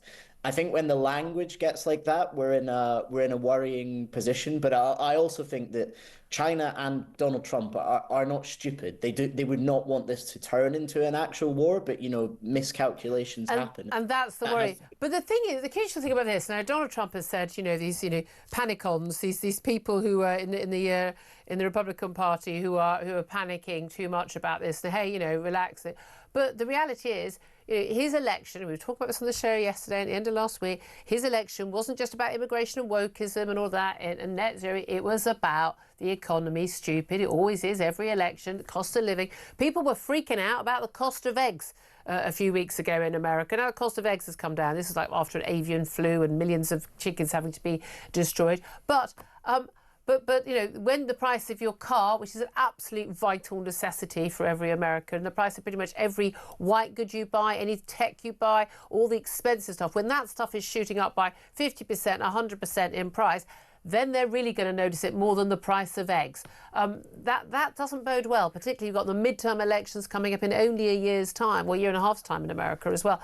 Republicans are getting worried, aren't they? Yeah, absolutely. I mean, this is going to come down to, one, what the markets, and two, more importantly, what the American consumer is prepared to put up with. If you look at the people who are advising Trump, what their ideology seems to be here, it basically seems to come down to they don't think that it's advantageous anymore for America for the dollar to be the world reserve currency. They think if that status can change, then American exports can become cheaper and that can bring in revenue to the country.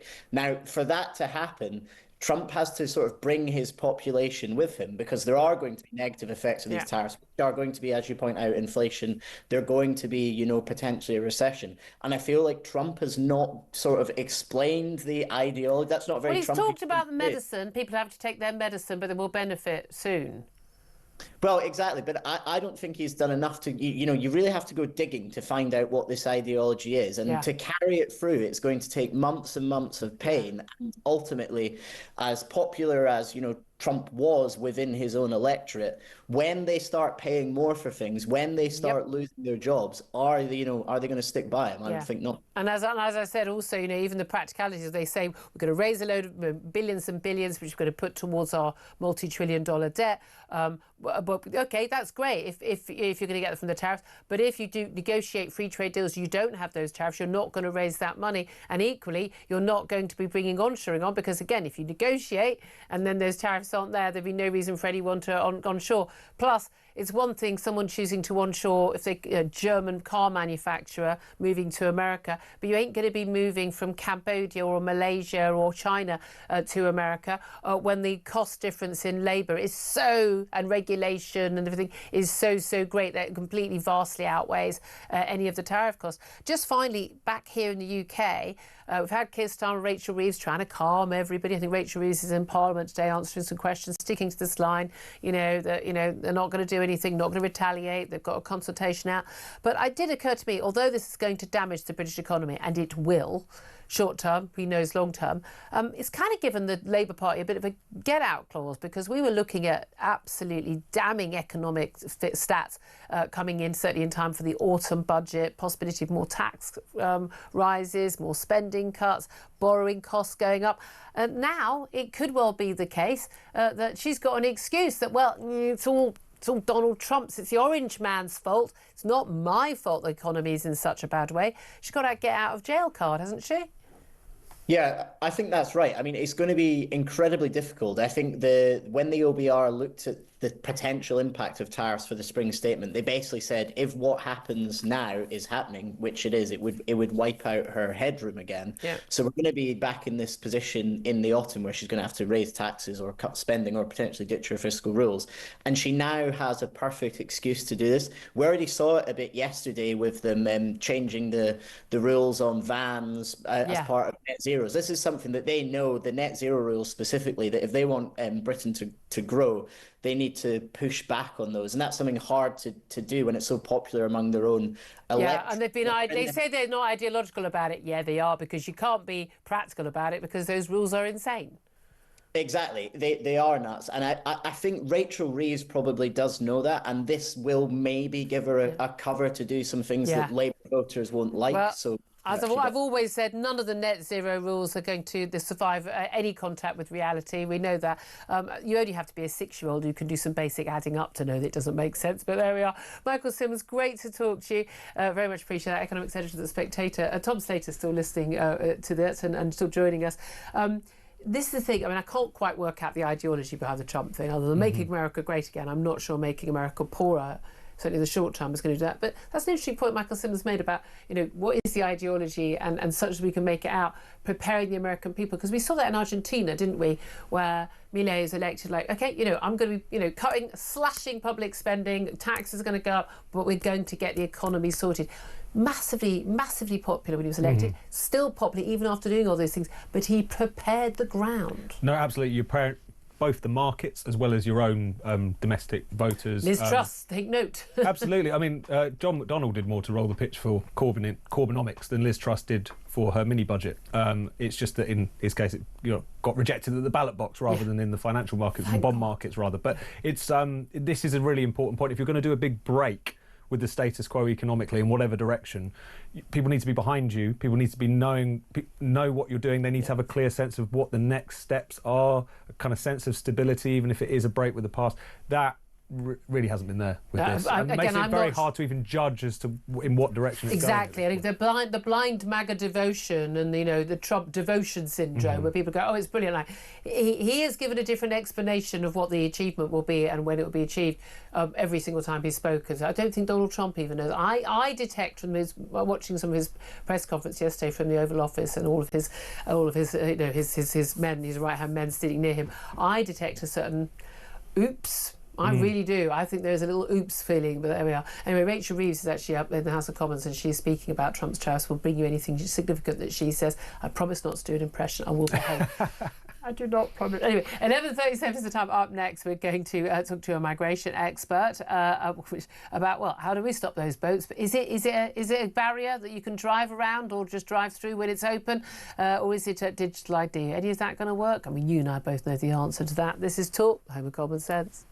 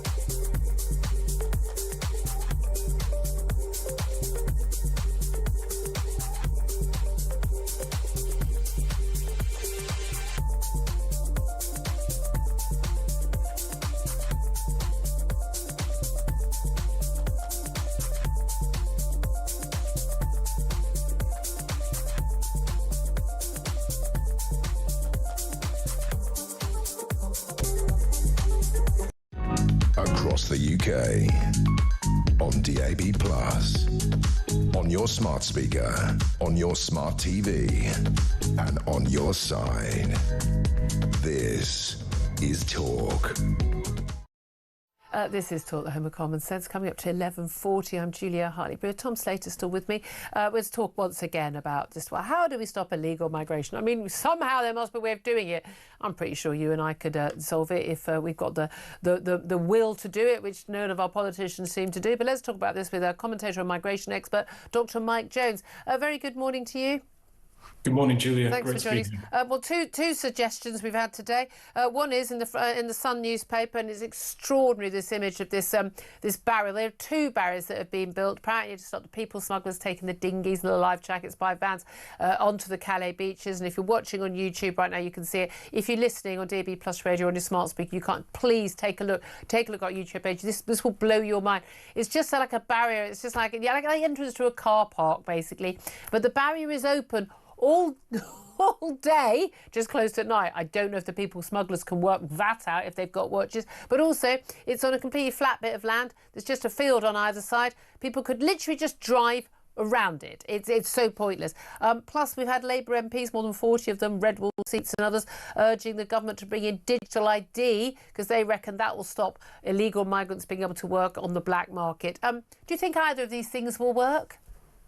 No, I mean, the barrier, as you say, is surrounded by open flat fields. So all you need is a 4x4 to circumnavigate it, and you don't need the driving skills of a Colin McRae to get from point A to point B. You know, sure, the barrier will annoy the people smugglers, but it's not going to stop them trafficking the boat parts. It's a minor annoyance, nothing more, nothing less. Yeah. As for the ID cards, no, I mean, we have existing forms of identification already. National insurance numbers, they're linked to tax, welfare and employment. And obviously you have passports, which is, you know, a universally recognised form of ID. And if you're not British and you're here, you would have a passport, wouldn't you? Yeah. So an employer can simply ask for your passport and say, have you got a right to work here? Oh, you don't appear to. There you are, I don't employ you. There's nothing complicated about it, is there? No, not at all. And, you know, it's a diversion from the root causes, which is the legal system we have here in the UK. Yeah. I mean, a digital ID card system would be hideously expensive. Yeah. I mean, I remember back in 2005, I think the LSE estimated that the cost of such a scheme would be between 10 to 19 billion. Wow. OK, so it'll end up costing 50 billion, not giving it public said. But also the failure rate. I mean, even if you thought it was a good system, it would work, someone being correctly identified or incorrectly identified, we know the failure rate, if it were used all the time, would be huge. But the main thing is, why should I'm a British citizen, why should I need to be having, I mean, there's no point in having it unless you're required to have it on you, is there? Why should I be required to show digital ID to do anything? I'm not breaking the law. All you need to do is just simply check the people who are clearly not from here. Is that not a good start? I agree 100%. I mean, there's a huge danger with ID cards, an element of mission creep could get in there. So, because you'd have to have a sort of national database. And, you know, ask yourself, Julia, do you trust the government to manage this correctly and in a way that's consistent with liberal democracy? You know, look at the clampdowns on free speech, the debanking scandal. Yeah. You know, you could have a slippery slope there to some sort of social credit system where the ID cards would make very little difference to illegal immigration, but it could be weaponized against the law-abiding population. Absolutely, and we saw that in terms of your vaccine ID, your COVID ID during lockdown. Again, if I had ever been creeping towards the idea of thinking, yeah, we have to get with the 21st century, it's going to be digital ID, that absolutely put paid to that. And I think most people are just totally unaware of how this is used in countries like China, where they absolutely, you can't enroll at university, you can't get on a plane or a train if you haven't got the right social credit. You can't even buy from a vending machine unless you've got enough social credits. And, you know, if you've, for instance, criticised the government or you are friends with someone who's criticised the government, things like that, you lose your social credits. It is so sinister. It's beyond Orwellian. It's Hollywood scary dystopian fiction. And people go, yeah, but, you know, it will stop illegal migrants. But, of course, the vast majority of EU countries, other than Denmark and Ireland, have digital ID, and they have a massive problem with illegal migration. So why on earth would it work here? Well, it won't. It's a diversion from the root causes. And the root causes are linked to the legal architecture we have here in the UK, specifically the Human Rights Act. We don't have a deterrent effect. When people arrive, rather than being detained in a detention centre and sent back to their country of origin within a very short space of time, they're allowed to stay, they're allowed to apply for asylum. And within the asylum system, some of them are given the green flag to go through, whereas others are rejected, but they can appeal. And then you have this sort of merry-go-round legal process. And it's very difficult to deport people because of Articles 3 and Articles 8 of the Human Rights. And we've had that forever. I want to point out, though, if we did deport them just back to France, the trouble is they probably wouldn't be able to get over or around that barrier. There's two barriers, because unless they were, you know, able to sort of get their shoes a bit muddy in the green fields on either side, or they remember to go during daylight hours, that might cause a barrier for them returning. Just thought I'd raise that. Mike Jones, great to talk to you, migration expert Mike Jones. Tom Slater, again, when you talk about all these things, you realise how risible it is. This is a state of how absolutely risible, what a joke our British political discourse is in terms of what MPs are demanding. Even when it comes down to, again, we have horrible crimes that are committed, or kids who commit suicide, awful things. I mean, everyone going on about that adolescence documentary or drama on Netflix as if it were a documentary, which it's not. And the answer is always more control, cutting down on freedom on social media, us being forced to identify ourselves, to do anything, whether it's, you know, whether you're an adult or a child. And the slippery slope of this is ridiculous, but never anything to actually deal with the actual problem that people deal with and enforcing the actual laws we've already got. No, and that's one of the things, amongst many things, that winds people up about this issue or any other issue, is the fact that because the politicians have failed, because there are some people who are committing this crime, because there is this general issue in society around the edges, then everyone has to give up their freedoms, everyone has to give up their privacy. I think they're recognising that really doesn't wash. And the only reason politicians are flirting with these kinds of solutions is, first of all, because they just quite like them. They like people to shut up, they like people to be more surveilled, they like people to be more compliant, but also because it covers up for their own fundamental failures. They haven't been able to get a grip on this issue. You've had a situation, we've had successive governments now who at least rhetorically have said stopping the boats is a priority. Labour and Tories, neither have shown any record levels again of this actually happening. So people are well within their rights to wonder what is actually driving this, and I think it's often less about actually the issue at hand more than it is about covering up for their own failures and, you know, salami slicing our civil liberties at the same time, which is what they always like to do. Exactly. Well, we can't be trusted. We do silly things like vote for stuff they don't agree with. I mean, what are you thinking, Tom, letting people have freedom? 11:47 is at the time. Up next, going to get to your calls coming in thick and fast on migration, on ID cards and all the big topics of the day. Get in touch at 0344 499 1000. We'll get to the calls up next. This is Talk.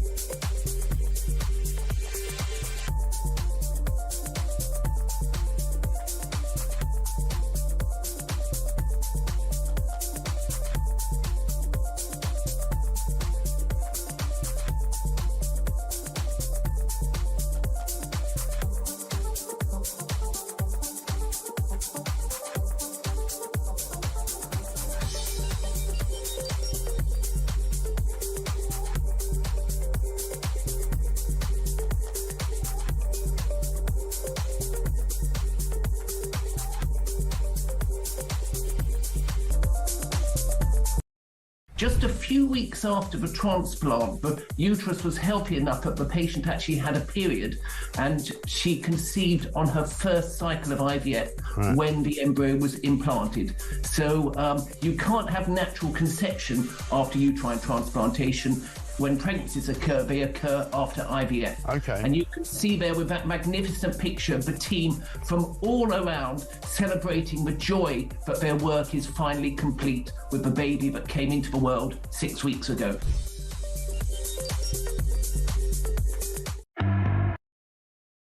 Across the UK, on DAB+, on your smart speaker, on your smart TV, and on your side.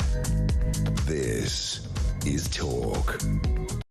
Very good morning. Welcome back to the show. 11:50 is the time. Lots of your messages and calls coming in about, in particular, this absurd, pathetic, it's been called road barrier. It's in the Sun newspaper today, built by the French. There are two of them, cost probably tens of thousands. It's paid for out of both of them, out of the £476 million a year you and me are forced to give to the French, because it's always £2 billion in the last 4 years to not stop the boats.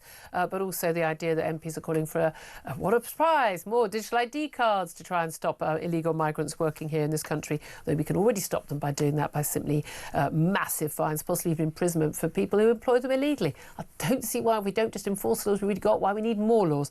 But I'm asking what you think about all this. Michael says we should use the Navy to turn small boats around, send them back is what we should do.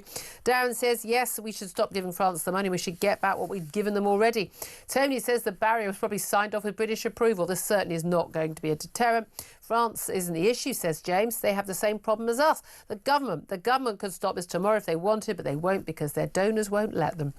You've got to remember, big business love cheap labour. Or they're quite keen on illegal labour.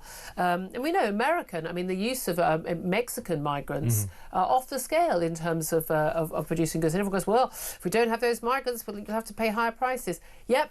I'm happy to do that. I really am. Miranda says the French are laughing at us. Just look at this barrier. Absolute joke. And Chris says we should stop paying France, then make them pay for every migrant that gets over here illegally. Quite tempting, but I'm not sure we get the money off them, but they are certainly taking le mick. Let's talk to Robert, who's in Hertfordshire. He's on the line. Good morning to you, Robert. Good morning. I think what we've got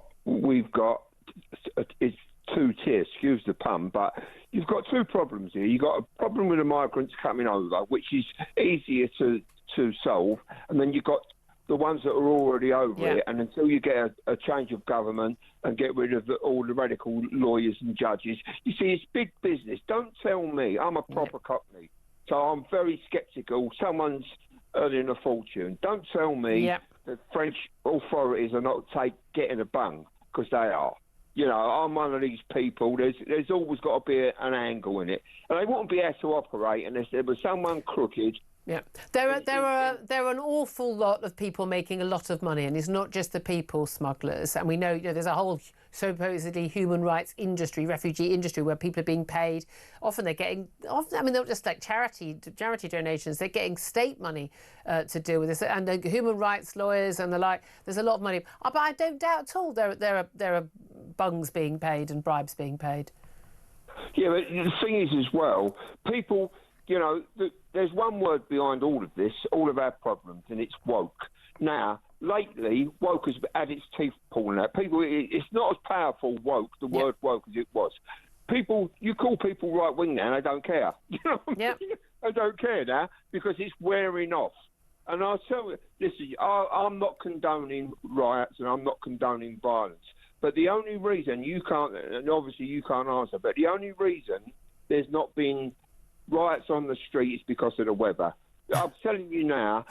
It's not been warm enough. You wait to the summer. I mean, exactly. I don't want us to get like that. I want our politicians to respond to the stuff we care about. Robert, thank you very, very much indeed. I appreciate that call. We basically got to get rid of the lefty lawyers and judges. Again, I don't even think leaving the ECHR is going to work, because we've got too many activist judges now. Let's go to Mark. He's on the line and he's in Carlisle. Good morning to you, Mark. It's a slippery slope. It's an entry point to make sure that we all get ideas eventually. And I know secretly that they're planning a colour-coded system, which is not as you run a make on it. It's on the front of the card. There's going to be blue for posh, red for working class, white for honestly. No. I'm from. Well, how do you work that out? How do you know what people are? I know. I'm common as muck. Some people think I'm posh. Ask the government if they are planning it. They're planning a categorisation. I'm originally from a council estate. Mine's probably poo brown or something. Anyways, no, I'll tell you what I'm going to do. I'm going to put all my money into coots and basically start identifying as a pregnant giraffe and see what that categorisation. Well, I don't think coots will have you if you might have the inappropriate views. You know, see what they did with Nigel Farage. Well, identifying as a pregnant giraffe, it will stop my producers telling me to wind my neck in because I'll start thinking that's offensive. Good setup, good delivery. We're liking that, Mark. Thank you very much indeed. Tom Slater, there's no doubt at all. Look, people are cross. And it is risible. I mean, again, it is, all these things are risible. And it is frustrating that we have government after government after government that promise us one thing and don't deliver. And then they come up with another new ploy, another new this and that. And then we're paying, state subsidies to I mean, again, I am in favour of legal aid and things, but not like the fifth appeal if you're somebody who's come to this country illegally and you've not been granted leave to stay. But it's the hand-wringing I think people have just had enough with, this abject inability and lack of willingness to actually deal with any of these issues. We know that we can deal with anything if there is a will. The Tories talked a good game and then didn't do it. Labour don't really talk a good game. I mean, they're trying to get a bit tougher. It's obviously seen the polling that says, even most, certainly the last few working class Labour voters they've got, they've had enough of it. And all your little woke liberal mates at your dinner parties are completely living in cloud cuckoo land if they think they can get away with this carrying on. But I just still don't think that any of the major parties are capable and willing to deal with this issue. No, and also the public don't trust that they're even capable of dealing with the issue. I mean, it has been interesting watching the Labour Party, if you're going to put it in kind of crude terms, sort of tack right recently, or just tack towards the sort of common sense position on a lot of these particular issues, whether it's on migration, whether it's on foreign aid, whether it's on any of these particular problems. And, Keir Starmer will get up and give a speech and talk about, the open borders experiment or globalisation is over. And this might sort of tickle the fancy of, newspaper leader columnists.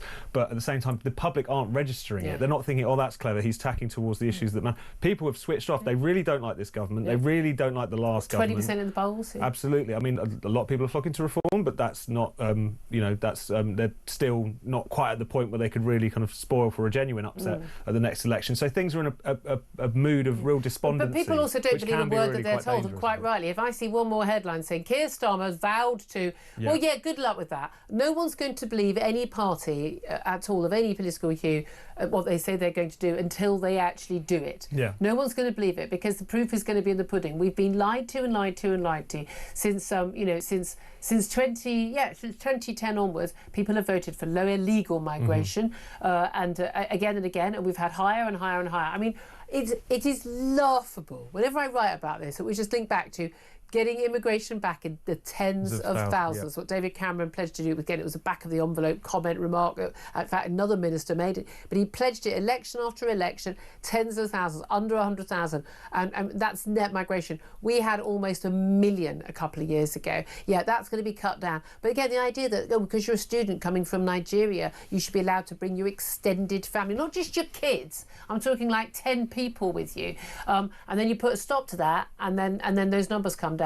Oh, what a surprise, but those students don't come. Well, I'll live with that. I'm sure we'll find some more. Hey, here's an idea. They're studying something useful that we want them to stay.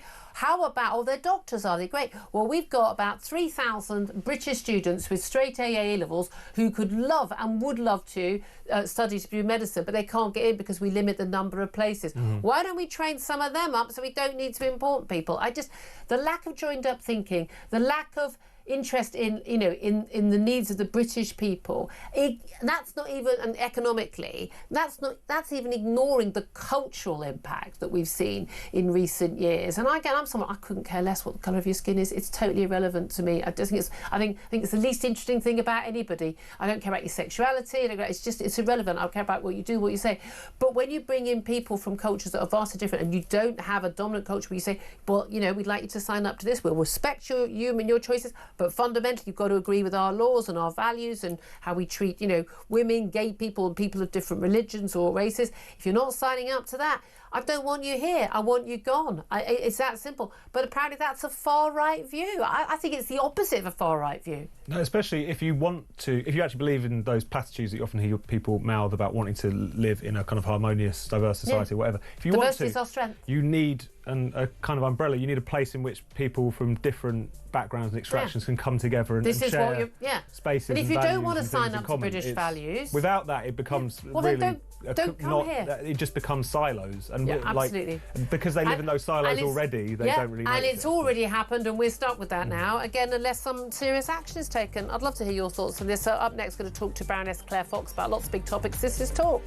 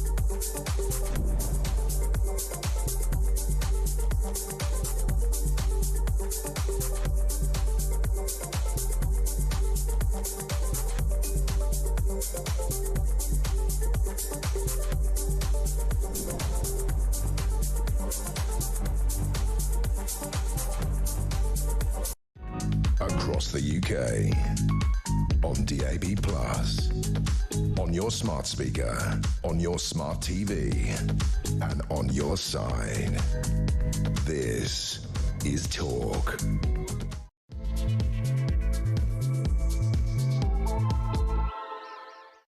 Very good afternoon. Welcome back to the show. Really appreciate you joining me. I'm Julia Hartley-Brewer. This is Talk, the home of common sense, whether you're listening on DAB+ radio or on your smart speaker, watching on YouTube or your connected device. Always great to have your company. Great to have the company still of Tom Slater, editor of Spiked Online. We're not letting him out of the studio until 1 o'clock. He's stuck here. We just locked the door.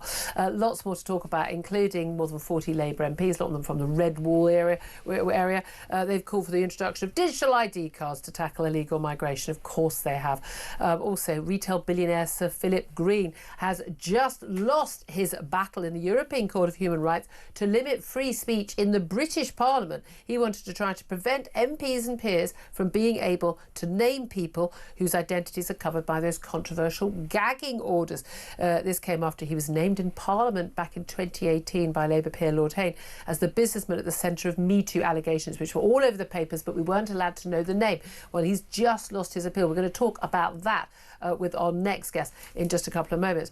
Plus, we're going to talk about the baby girl who has become the very first child in Britain to be born from a womb transplant. It's the first time the procedure has taken place in the UK. It's happened in other countries, but it's the birth of a little baby Amy to her mum after her own sister donated her womb so she could carry a baby herself. We're going to talk about that, the significance of that. Plus, the Mayor of London, Sadiq Khan, very rarely away from the news, news. He's come under pressure to address the open use of crack cocaine on the London Underground after images of a man taking the drug in a carriage in front of a passengers went viral. I mean, I'm going to say I've seen a lot worse than that in the tube carriages, but he's also facing a lot of pressure from the leaders of local councils across London who've joined together in a joint letter to say they'd like to share some of the mayor's powers. He's got huge powers over what happens in the capital city, and they'd like some of them, please, largely because we think they're from all different parties. They're not very happy with how Sadiq Khan is using those powers. Anyway, all of that coming up. I'd love to get to more of your calls as well. Do keep your calls coming in. In particular, we're talking about both French officials spending British taxpayers' cash on these pathetic road barriers, 2 of them, to stop small boat migrant crossings. The idea is to stop people, smugglers, taking their boats in, taking in, all the life jackets and everything to the beaches. 2 barriers, literally like the entrance to a car park. That's all it is. It's just a barrier that goes up or down. It is not, there are 2 of them. It cost tens of thousands of pounds. We paid for it from our taxpayers' money, the money that we give every year to the French. I kid you not, it's open during daylight hours but only closed at night. I wonder if the people smugglers can work that out. And even when it's closed, they can simply drive round because it's on basically a piece of land. It's completely flat. It's got green fields next to it. No hedge, no fence, nothing. Absolute joke. I want to know, should we stop giving France £476 million a year of our taxpayers' money to stop the boats, given that they are quite clearly not stopping the boats? Give us a call, 0344 499 1000. Text the word talk in your message to 87222. Get in touch on X at talkTV. Calls are charged at the national rate. Text costs £1, standard network rate message. Free on X, of course, and free on our YouTube page too. Right now, let's turn our attention to my next guest. Independent peer and director of the Academy of Ideas, Baroness Claire Fox joins us. A very, very good afternoon to you. Hey, Julia. Thank you so much for joining us. So much to talk to you about. Let's start, though, with this call for digital ID. Tony Blair, I mean, he's never found any problem he doesn't think could be solved with digital ID. I mean, he steps in chewing gum on the pavement. It's like, if we had digital ID cards, that would have solved that problem. This time, it's a bunch of Labour MPs, red wall MPs, blue Labour MPs, the ones who are very worried they're going to lose their seats in the next election, judging by the current polls, who know that immigration is a key issue. And they're saying, look, if we had digital IDs, if everyone had digital IDs like people have in Europe and other countries around the world, then we could stop illegal migrants working in this country illegally in the black market, and that would stop them coming to this country. What do you make of that plan? So, I mean, you've covered this story so well in the programme, so a couple of additional points to make. I think it's interesting that there are red wall Labour MPs and blue Labour MPs, so we should note that there's a certain panic in the Labour Party, that there's a recognition that voters in general maybe reluctantly voted for Labour the last time, but it's by no means that they've got support from millions of working class people. Yeah. Second thing is, they know that immigration is one of the big issues that they have to address. And of course, it's nothing other than cynical that when they say we've got to do something to tackle the problem of both illegal migration and people working in the black market, we should introduce digital ID. Now, you've rehearsed very well already what's problematic about it. People worry about the social credit system from China. You know, will this lead to all sorts of ways that we are surveyed, surveillance will be brought in and so on and so forth, even control our behaviour. But I think apart from anything, the main thing is that I don't think we need it. Yeah, it's just quite simple. We do need to do something about tackling illegal migration. This is not the issue. This is not the way to do it. So it's irritating that they suggest bringing in a sort of very dramatic change and very expensive in free society, and it won't actually tackle the real problem. And if you wanted to do that, if they wanted to really get to the heart of it, these blue Labour, red wall MPs would be calling for a major overhaul of judicial activism. Yeah. Because one of the big pull factors has to be that you know that if you go through all that as an individual, because I'm not criticising them, who fight all their way to get to the UK, that honestly, at this stage, you can do anything while you're here. It's not a question of will they find out that you're working illegally. Yeah. You can actually be, I don't know, a rapist, a paedophile, a shoplifter, or whatever, and you won't get deported because some human rights legislative activist, a lawyer, will step in and say, no, you can't deport them. Yeah, exactly. We've seen it again and again and again. And those stats show that people coming from certain countries who are more likely to be those who've arrived illegally in this country on the boats because they're not going to get in any other way, have a much higher propensity to commit crime and get convicted of crimes than does the population who are already here, and indeed migrants from other countries who've come illegal routes. I mean, that is the reality. And everyone can shout, oh, far right and xenophobe and racist at people pointing that out. But the facts aren't racist, they're not far right, they're just facts. But even if you're a law-abiding, as it were, illegal... Yes. You're not committing other crimes after arriving here illegally. What I'm saying is, if you have no intention of being a villain or doing some terrible, heinous crime, you must think, well, if I go to the UK, even the worst scum of the earth who are convicted don't get deported. Yep. So if I just go over there and kind of sit in the hotel and kind of behave, right? I'll be all right. I'll be all right. And they're quite right. To think that. They're quite right. Exactly. And that is the trouble. And again, it's our activist judges. Here's the thing, though. This is going to come as a surprise to you. It would appear that the activist judges at the European Court of Human Rights, who do not have a strong record, in my view, have actually made a good decision for once.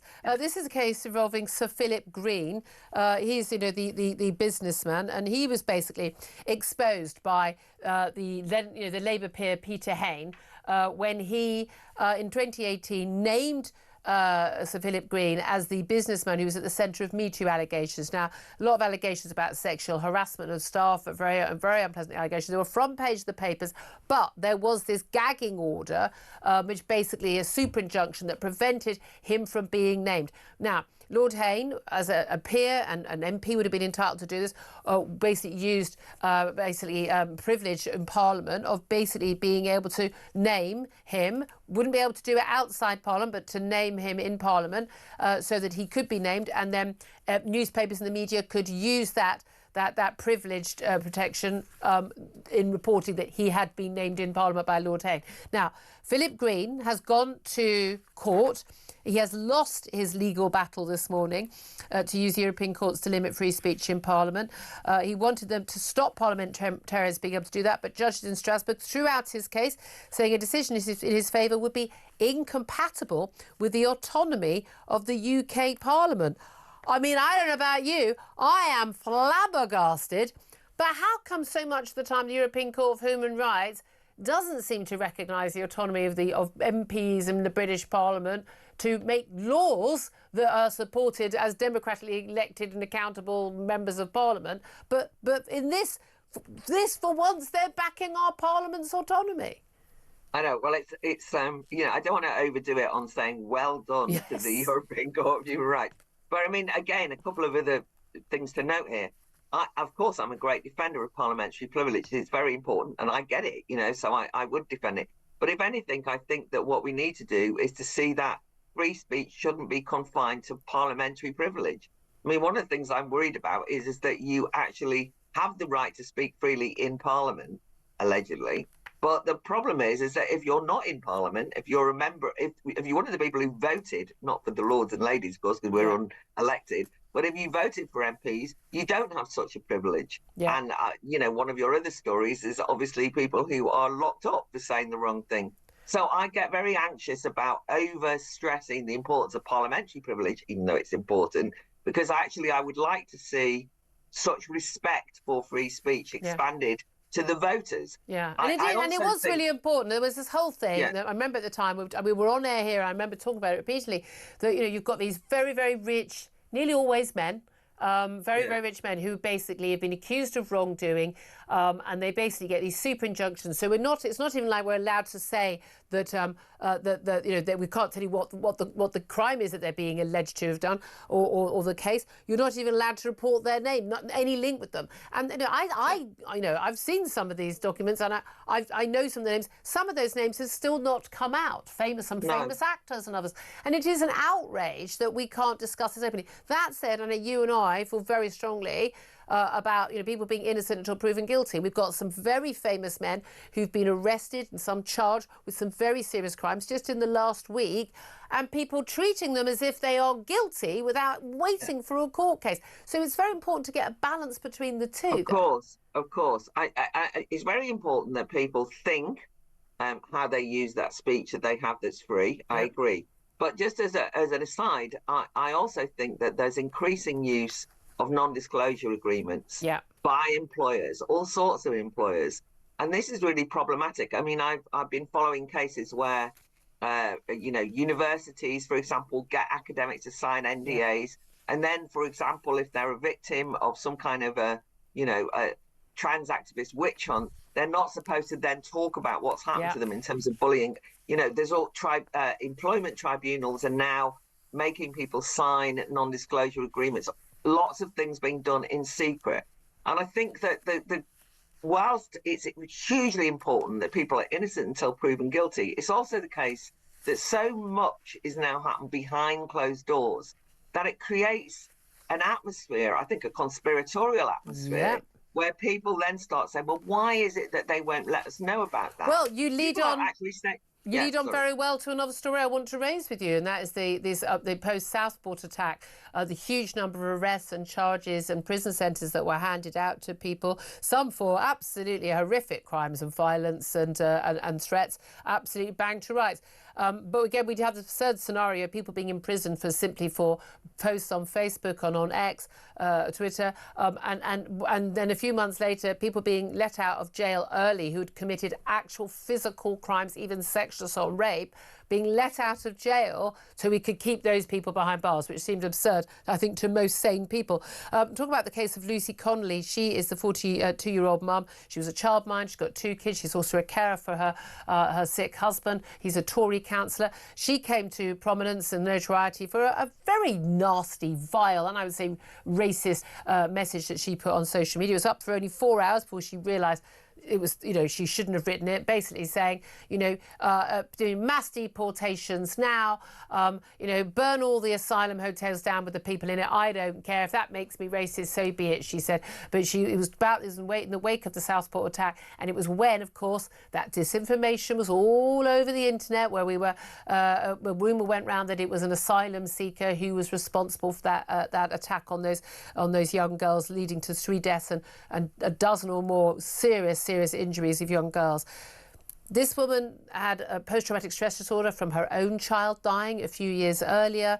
She's a carer, she's a childminder. She had references from numerous people whose children she cared for who were themselves immigrants, Nigerians and others, who wrote references about what a wonderful woman she was and certainly didn't feel she was racist. She had herself admitted that the post was carried out in haste and was wrong, and she deleted herself within hours, way before the police turned up a few days later. She's still behind bars, serving a 2.5-year sentence. Now, Alison Pearson of The Telegraph did a fantastic piece on her at the weekend, speaking to her husband and talking to about what she's going through in prison. She's repeatedly been refused the chance to get home, curfew home, and get early release to be with her family, with a tag, doing her full sentence, but doing some of it back at home. Lots of people have got involved in this. Elon Musk has now got involved. He has criticised prison chiefs for denying her the right to go home, when women who've committed multiple crimes, some violent, do get the right to go home. What do you make of this case? Is she, as many are claiming, a victim of not just two-tier justice, but is she now, on all intents and purposes, a political prisoner?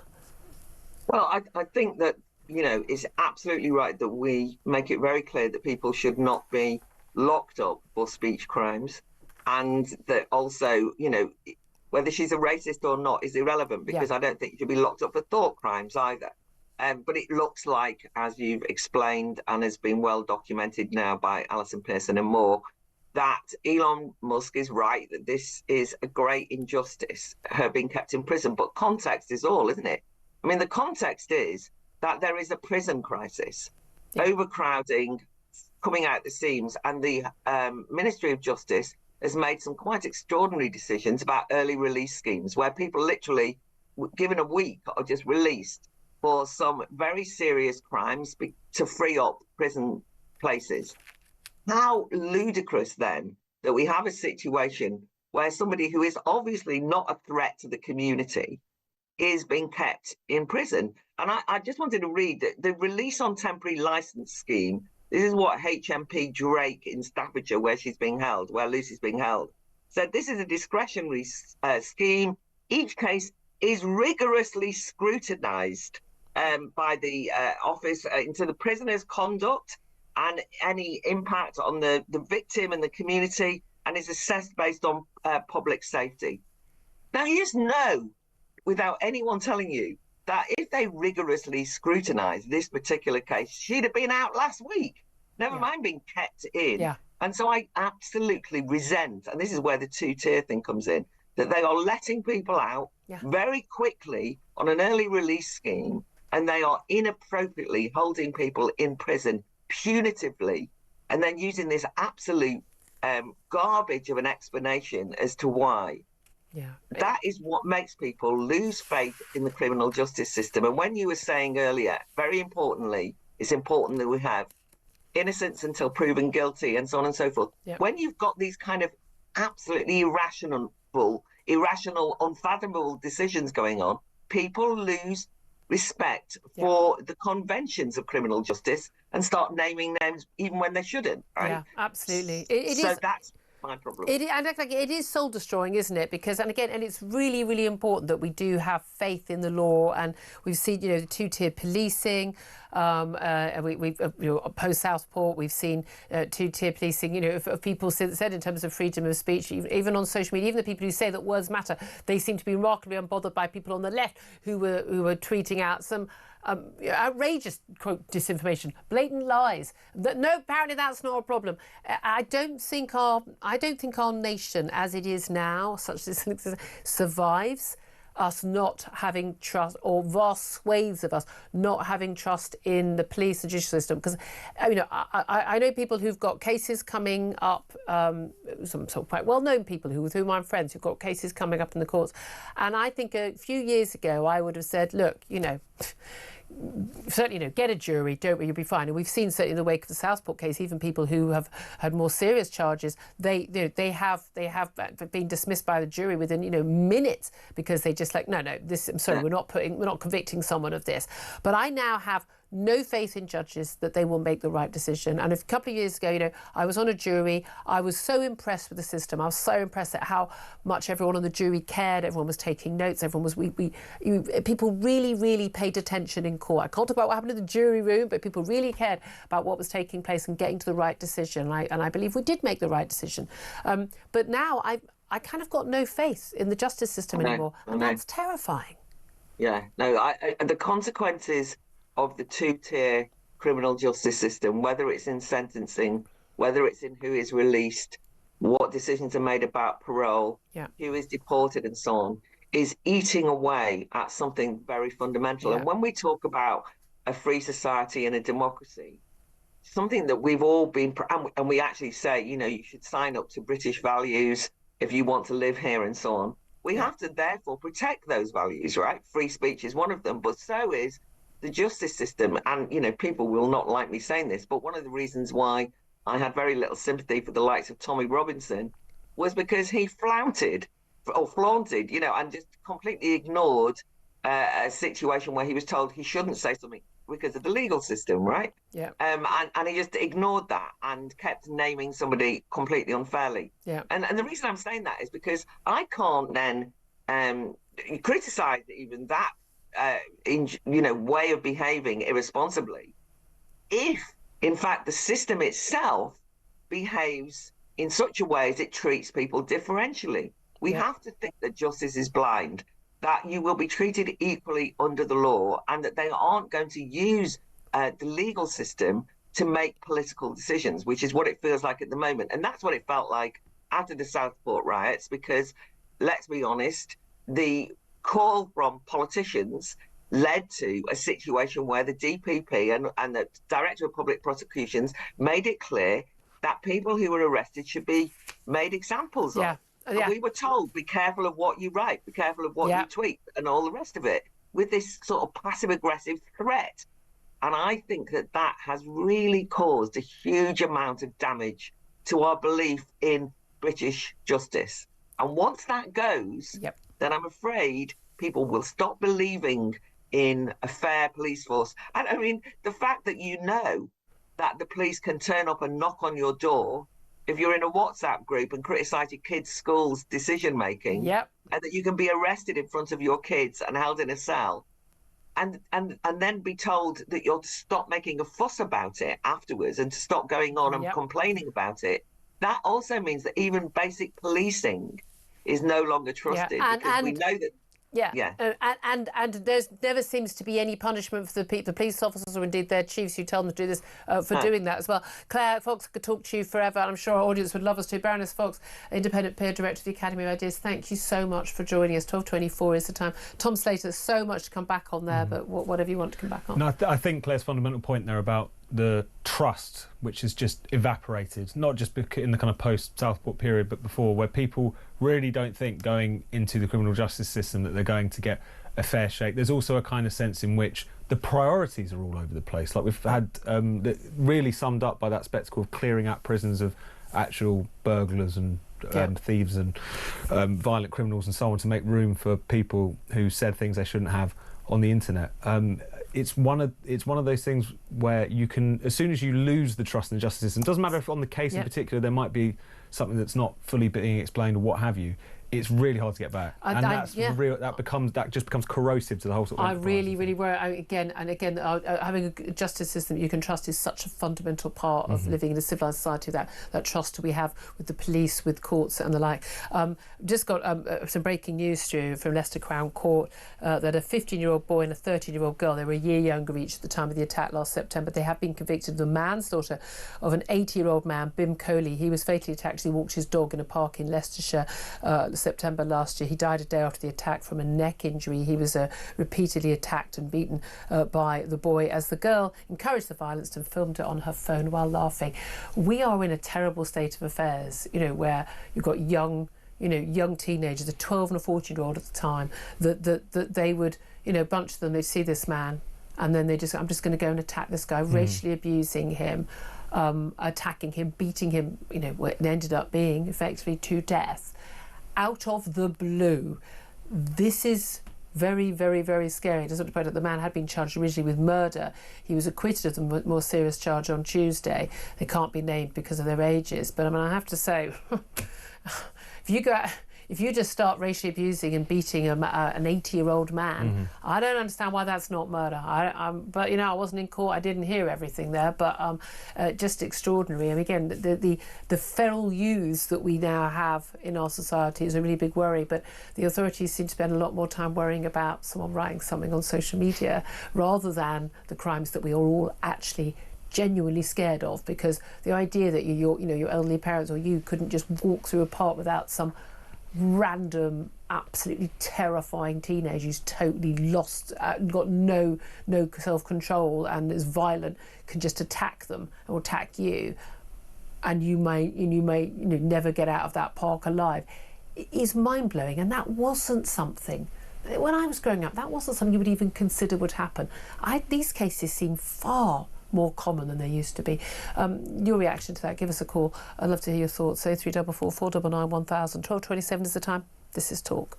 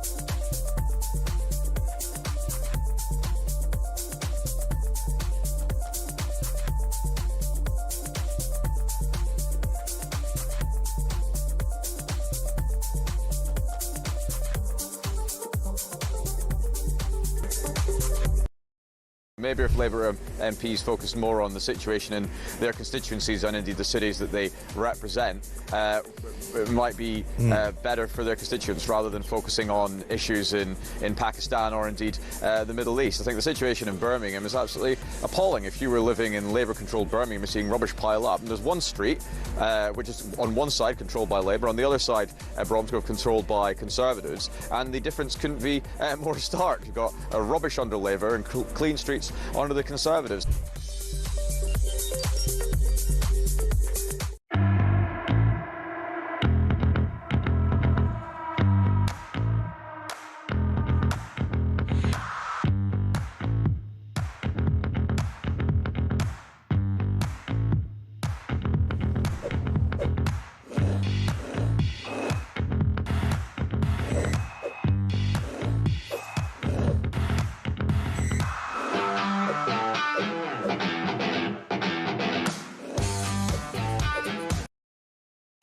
Across the UK, on DAB+, on your smart speaker, on your smart TV, and on your side. This is Talk. This is Talk, the Home of Common Sense with me, Julia Hartley-Brewer. Just going to get a few of your messages coming in still about the French officials spending our taxpayers' money out of that almost $500 million a year we give them every year to stop the illegal migrants getting on those boats. They spent the cash on road barriers regarded as pathetic to stop small boat migrant crossings. They're open all day. You can easily drive around them. I mean, they are genuinely laughable. As I said, they've been taking le mick. You've been getting in touch. Dean says the fact that this is still a problem is pathetic. Both the French and British governments are enemies of the British people. The French are happy to pass along the problem to Britain, so they have no incentive to do anything about it beyond placating the superficial complaints and need only show marginal efforts to rationalise where the money you all pay them has gone. Blake says, yep, this is ridiculous. We should be telling the French enough is enough, sort it or we get our money back. Andre says it's actually, we'll probably end up spending them more money, won't we? Andre says it's actually scandalous. We're the laughingstock of the world, total and utter mugs we are. Bearing in mind, by the way, that the real mugs are the French people and the Germans and the Swedes and everyone who've got pretty much open border, well, Schengen area, open borders between their countries, allowing people to come in, unless you have a very large wall, Eastern Europe with Turkey, right? You've got a very large wall all the way around the coast of France and Spain and Italy and Greece. I'm afraid there are going to be large numbers of people coming from poorer countries to come to this continent, and they're going to want to try and stay here, as we would probably want to do if we lived in basket case countries, whether it's civil war or dictatorship or just economically behind. The trouble is, this is the left-right thing, isn't it? Do we have a duty of care to the world to welcome them to our country? And I think the answer is a big fat no.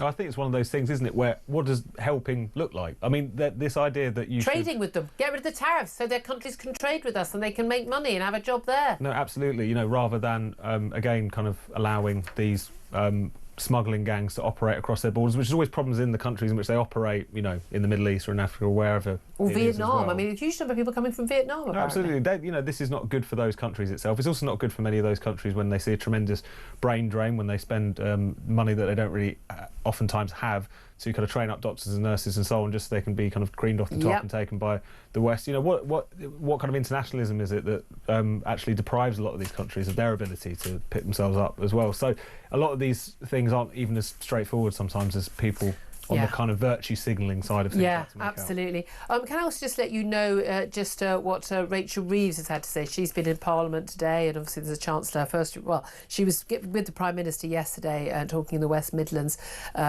briefly, but she's answering questions from the MPs in the Commons. She's talked about the tariffs, saying the United States' decision to impose tariffs has had and will continue to have huge implications, she says, for the world economy. And she said the action we've seen in global markets. They're monitoring closely. But she said, talking directly to families and businesses, she said, we've got your back. And she said, we have been clear, nothing is off the table. We've got your back. You got a gun to our back. See, literally on Sunday, they put the cost of employing people up by a massive whack with national insurance rises. in particular the tariff, the actual amount that employers pay, and the point at which the threshold at which they start paying it. Minimum wage, although very good for the people on minimum wage, not so good for the companies that are employing the margins where they can hire the extra people. Although I'm genuinely in favour of the minimum wage, but it went up by a big whack this time round. I mean, that they haven't got our back. It's the opposite. These tariffs are going to damage our economy. They're going to damage the world economy. They're going to damage our economy. But crucially also, they're going to give the Chancellor a get-out clause for her abjectly awful economic policy. When it comes to the autumn budget, she's going to have an excuse to say, "Oh, turns out we found another black hole. Yeah. Oh dear, it's worse than we thought. I'm going to have to raise taxes again." But again, you do hope that at some point the changing circumstances geopolitically it could go the way that you're saying. It becomes an excuse to just double down on a bunch of failed policies. Yeah. Or it could become, and I know you were talking this about Michael Sims early on, basically an excuse to do things which might upset the Labour faithful but would actually be quite good and popular in the rest of the country. Things like abandoning, not just tinkering with, but abandoning these net zero targets. Things like getting real about energy security and actually exploiting the natural resources that we do have in this country and that have gone unmined for a very long time. There's two ways this could pan out, one of which is, as you say, doubling down and blaming the scary orange man over there, or actually saying things really have changed, so we need to rethink some of these orthodoxies that we've been clinging to for a second. I'm not saying there's a large chance of that happening. No, I don't think there's any chance of it happening. And again, who knows? They talk about dealing with inefficiency and waste and tackling tax evasion, all that. Again, every government does that, and they never do it. They just never do it. You know what? Sometimes we're doing this show. It's so soul-destroying. No, it is, though. I mean, I'm sorry, I hope it's not for you listening or watching. I apologise for that. But, it just... and I always try and give praise when I think any government of any hue or foreign leader is doing anything that I think, yeah, good, well done, excellent. I've been praising Trump on a lot of the things he's done and, criticising when I think he's wrong. And when, they're talking about the planning reform and building my house, yeah, great, brilliant stuff. Some of the reforms to the NHS, yeah, absolutely, I like a bit of that. I try and give credit where it's due. I try not to make it partisan because I'm not. I want our country to be well run. I want people to be better off. I want people to be having freedom and choice and our country to be somewhere where our young people are going, this is where it's at. This is the future. I want people to have the sort of hope and the optimism and the confidence and the belief in our country and in their futures here that we should all have. And I just don't think any of us have it anymore. And we talk about, we don't trust our judicial system, we don't trust the people running the economy. It's that feeling that, communities are against each other, that I don't feel we've got social cohesion anymore.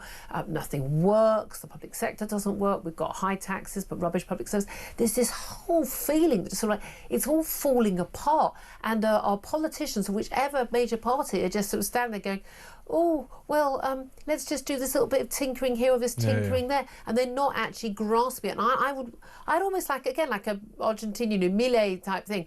Right, here are all the problems. I think this country is crying out for a leader who just literally stood there and said, this is how bad things are. I'm going to lay out why these things are wrong.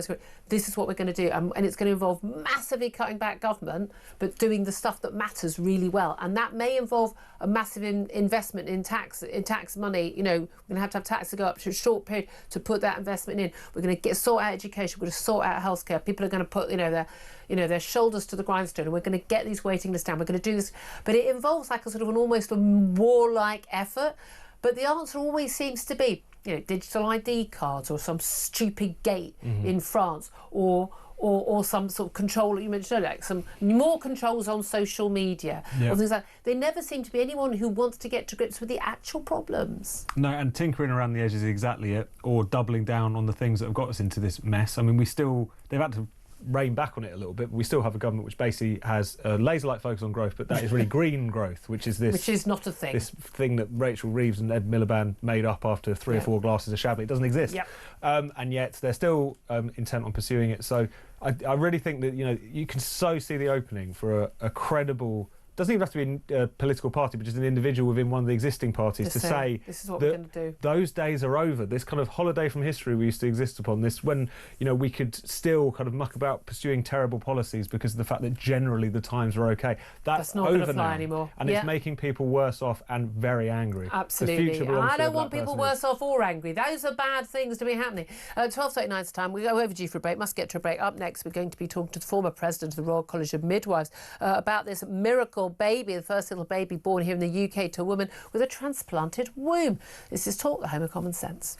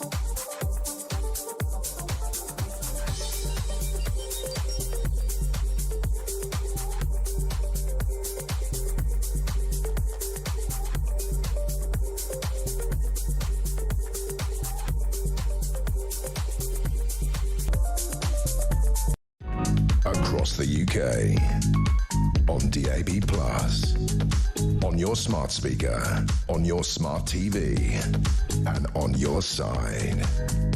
This is Talk.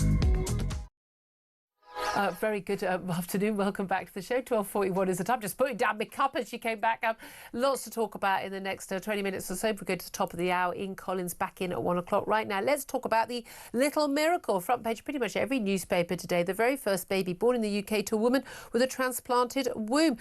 Grace Davison's 36. She was born without a functioning uterus, but her sister Amy basically donated her womb to her a couple of years ago.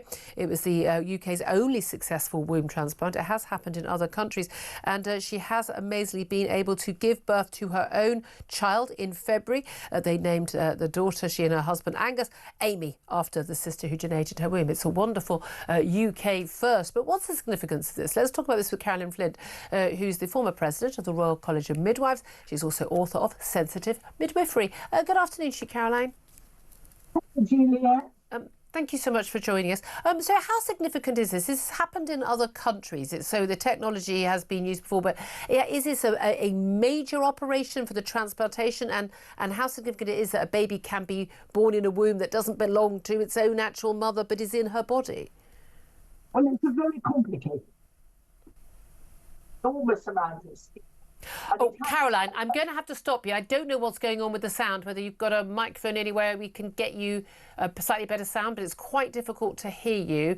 We're hopefully going to get that sorted, because I don't want you to be struggling to hear what she has to say.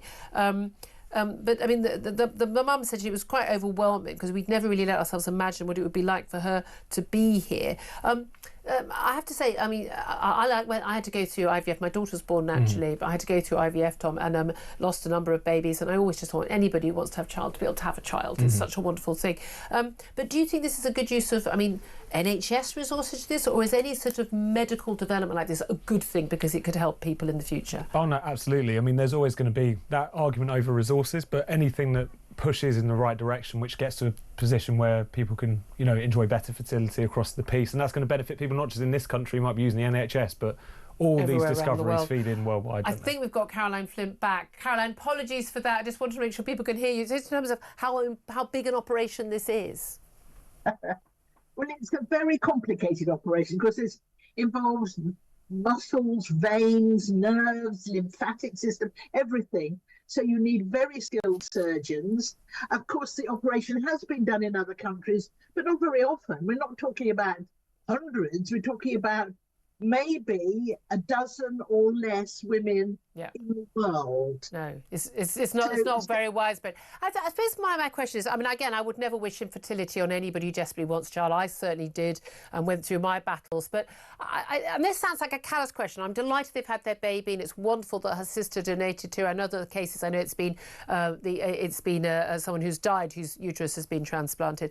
However, well, I suppose one could argue that, you know, if she could have her eggs and her husband's sperm, they could have an embryo, they could have it implanted in a surrogate. A lot of people might argue, is this a good use of any medical resources when there are plenty of other ways she could have had her own baby? She didn't necessarily need to have to carry it herself. Was this an operation that was worth the risk to her, possibly her baby, or indeed to her own sister to donate her uterus in this scenario? Oh, yes, I would have said so. I mean, you're quite right. Pregnancy doesn't matter to some women. Pregnancy, you know, not every woman wants to be pregnant. A lot of women are desperate to be pregnant, to go through pregnancy, to go through labour and to give birth to their baby. Yeah, I find that strange. I mean, I had terrible pregnancies with the morning sickness, but certainly by 3 months I was fine. But I just wanted to have my own baby and have a happy, healthy baby. I kind of did, you know, everything else was secondary. Well, you're quite right, and there are lots of women like you, Julia, but there are also lots of women who really want to be pregnant and who want to go through the whole experience. And it's terribly important to them. And this is never going to be widespread, is it? Because I mean, there are women who are born with wombs that basically don't function. But this is never going to be something that's going to be on a widespread basis, is there? Is there you know, this is useful medical knowledge that can be used in other cases? It's incredibly important. It's nearly as important as the IVF breakthrough. Really? Have you seen the wonderful film Joy, starring Bill Nighy, all about the birth of Louise Brown, who was the first IVF baby? It makes you cry. It's magic. Oh! I mean, God, I sat in an IVF clinic for a year. I know how important that is to people. I absolutely, you know, wouldn't wish infertility on my worst enemy. I really wouldn't. I think, you know, every baby that's wanted. 3 cheers out. Oh my gosh, we need more babies. But I mean, in terms of where this technology takes us, this skill takes us, do you think, you know, we'll all benefit from this because these are skills, this is more knowledge, and it will benefit everybody in the end? It will benefit everybody in the end because it will not only help women who haven't got a uterus or whose uterus is there.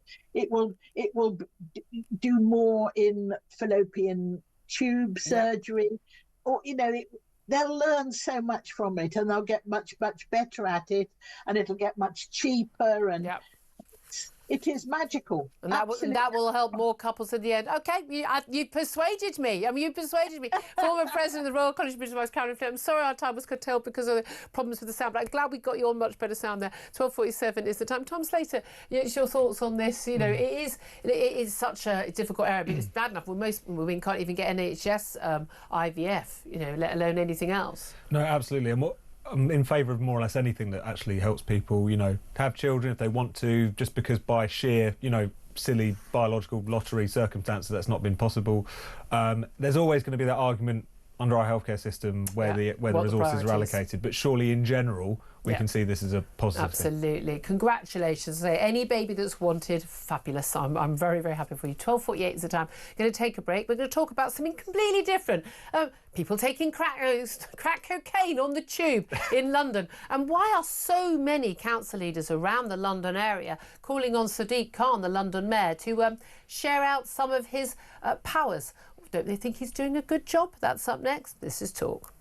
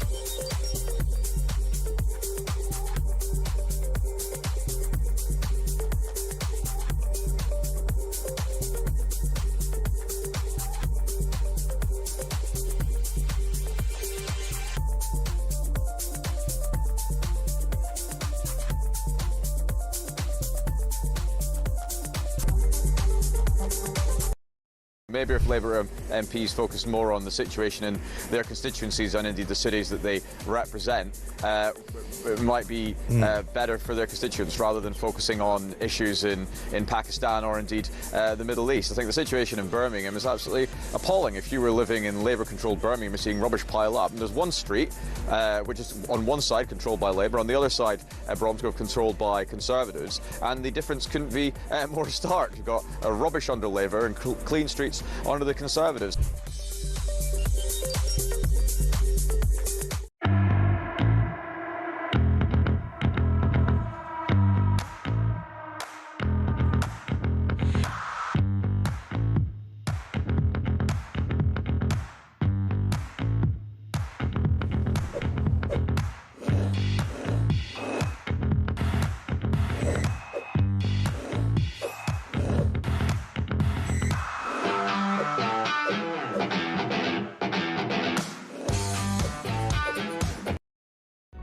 Across the UK, on DAB+, on your smart speaker, on your smart TV, and on your side. This is Talk. Very good afternoon. Welcome back to the show. 12:51 is the time. Let's talk about what people do on public transport. I have seen some absolutely horrific things. People very, very drunk, people making out, people smoking when they shouldn't be. I've seen people cutting their toenails. I kid you not, on public transport. The London Tube is renowned for such things. But I don't think I've seen quite yet someone actually using crack cocaine on the train. But a man appearing apparently, quote, as high as a kite, with apparently we're told a gormless grin expression, that's most of us on the train, was basically spotted taking crack cocaine in a carriage in front of passengers. It was filmed, it was seen, and now people are saying we really need to get to grips with what is going on public transport. Let's talk about this with Alex Wilson. He's a Reform UK London Assembly member and joins us right now. Very good afternoon to you, Alex. Afternoon, Julia. Thank you for joining us. I want to say I've seen it all on the tube. I have to say, I mean, I'm always amazed that people don't even understand, like, moving down the carriage or letting people off the train before they get on. I've always been of the view, snipers is the answer for the tube. The sniffing, the loud music, the bad behaviour, everything. But, you know, crack cocaine openly in a brightly lit carriage in front of passengers, that kind of takes the biscuit, doesn't it? Yeah, when I saw the reports of this, and I've seen the video, it's absolutely staggering to see that kind of behaviour can go on our public transport network, which we are all, of us in London, reliant on to get around, to get to work, do our daily business and so on. And you just don't need that kind of behaviour going on. I mean, you're right to point to a general kind of decline in standards of behaviour that we've seen on our tube network over recent years. I think on all public transport, I think trains, buses, everywhere around the country, I think a huge number of people don't know how to behave in public anymore. Yeah, absolutely. Have a proliferation of graffiti, back on the rise again, littering, all sorts of really unpleasant things that make it much more difficult and much less enjoyable for us, going about on our But I daily don't even journeys. think. I mean, this is clearly a criminal act. I mean, I know it's an offence to drink alcohol on the subway on the tube. A point I made to a man a couple of weeks ago who at 8:30 this morning had his in the morning on the way to work had his bottle of Stella. If he was minding his own business, I wouldn't mind. But he kept telling me and everyone else to cheer up, and I'm like, can you leave me alone? I'm trying to do some work, and also you're breaking the law because you're not supposed to have a drink. Stop telling me I don't need to cheer up. I'll be cheering up, but I'm not on the tube at 8:30 in the morning. But I don't even think it's criminality a lot of time. I think it's worse than that. I think it's just general normal behaviour. It's the people, back me up everybody on this, it's the people who are FaceTiming loudly like this in a public place, feet on the seats. I say people throwing litter, leaving stuff. I say the cutting of the toenails, I've got to be honest with you, that was the one that was the limit for me. I'm literally, are you beep, beep, beep, kidding me? I said, people are bizarre, but the fact that this man is on crack cocaine, he probably wasn't even aware of where he was he? Yeah, perhaps. And as far as I know, there's not yet a law against cutting toenails, even though it does sound like a very disgusting behaviour to be doing on the tube. But no, back to the serious point. Taking drugs on the tube, it's unacceptable. And the thing is, there are enforcement officers available on the network. We have a big debate about policing numbers in London, and that's a big issue for London as a whole. We've seen only last week Sadiq confirming that 1,700 officers and staff will be lost from the Met in the forthcoming year. But actually, it's not even just about that. There are staff, TfL enforcement staff, who are trained and have the powers to enforce these kind of rules and laws, and they are not doing so. And we need to ask why they're not doing so. They're being paid to do a job, and they're not doing it. But that's not the staff who are like driving the trains or who are at the tube barriers and things. Because again, people will see this, and it's the same as train stations. National train stations. People jumping barriers, people not bothering. No one does anything at all. It's just like absolutely right. But again, I so rarely see anybody who's carrying out enforcement.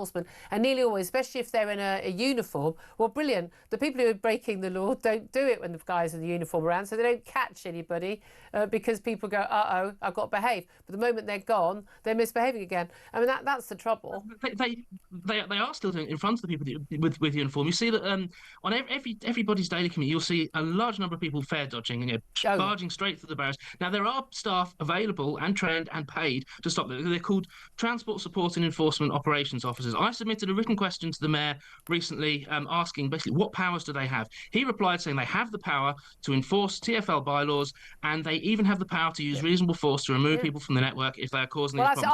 I want the power. I remonstrate with these people all the time because they're making my ticket more expensive, and that's the same for the national network as well. Just fine. I want to get to another story because it's absolutely fascinating. They're all 32 London borough leaders, and I'm sorry, by the way, for being a bit London-centric, but on this case, it is our capital city. So Labour, Tory, Lib Dem and Independent, 32 borough leaders across London. They have written a signed letter, joint letter, calling on Sadiq Khan to basically share out some of his powers. They want a radical shake-up of his dominance. They want to use the English devolution bill to strip him of his total control. Basically, let's be honest, because they don't think he's doing a very good job. Your very brief response to that, please. Absolutely. Really interesting idea. I think it's plain to see on housing, on transport, on crime, Sadiq is failing, and anything that can kind of bring him back in check is got to be worth discussing. The Assembly, we have a London Assembly that's elected at the same time as the Mayor. Yeah. Unfortunately, we don't have that much in the way of power. The power is all very much concentrated in the hands of the Mayor. So whether the answer is to give more powers to the boroughs or whether it's to give the Assembly more teeth to deal with Sadiq and his failings, either of those will be well worth having that discussion, and hopefully we can be part of that. I've always very much enjoyed your questioning of Sadiq Khan. That's always quite good fun to watch. Alex Wilson, he's a Reform UK London Assembly member. Thank you very much. Brief word from Tom Slater on that. We're both London dwellers. No, absolutely. Things are really unravelling out there. I think there's no two ways about that. Just the low level, what we used to call antisocial behaviour as well. But it's, when you get to the point of smoking crack on the tube. I'm telling you, I admit I haven't tried. I've said this for years. Snipers is the answer. Not to kill, just a wound. Just wound. I'm serious. If everyone knew if they behaved disgustingly in public, whether against the law or not, that snipers were a possibility. I'm just saying, people would behave all differently. All about solutions on this show. I'm all about solutions on this show. Don't complain. I don't care.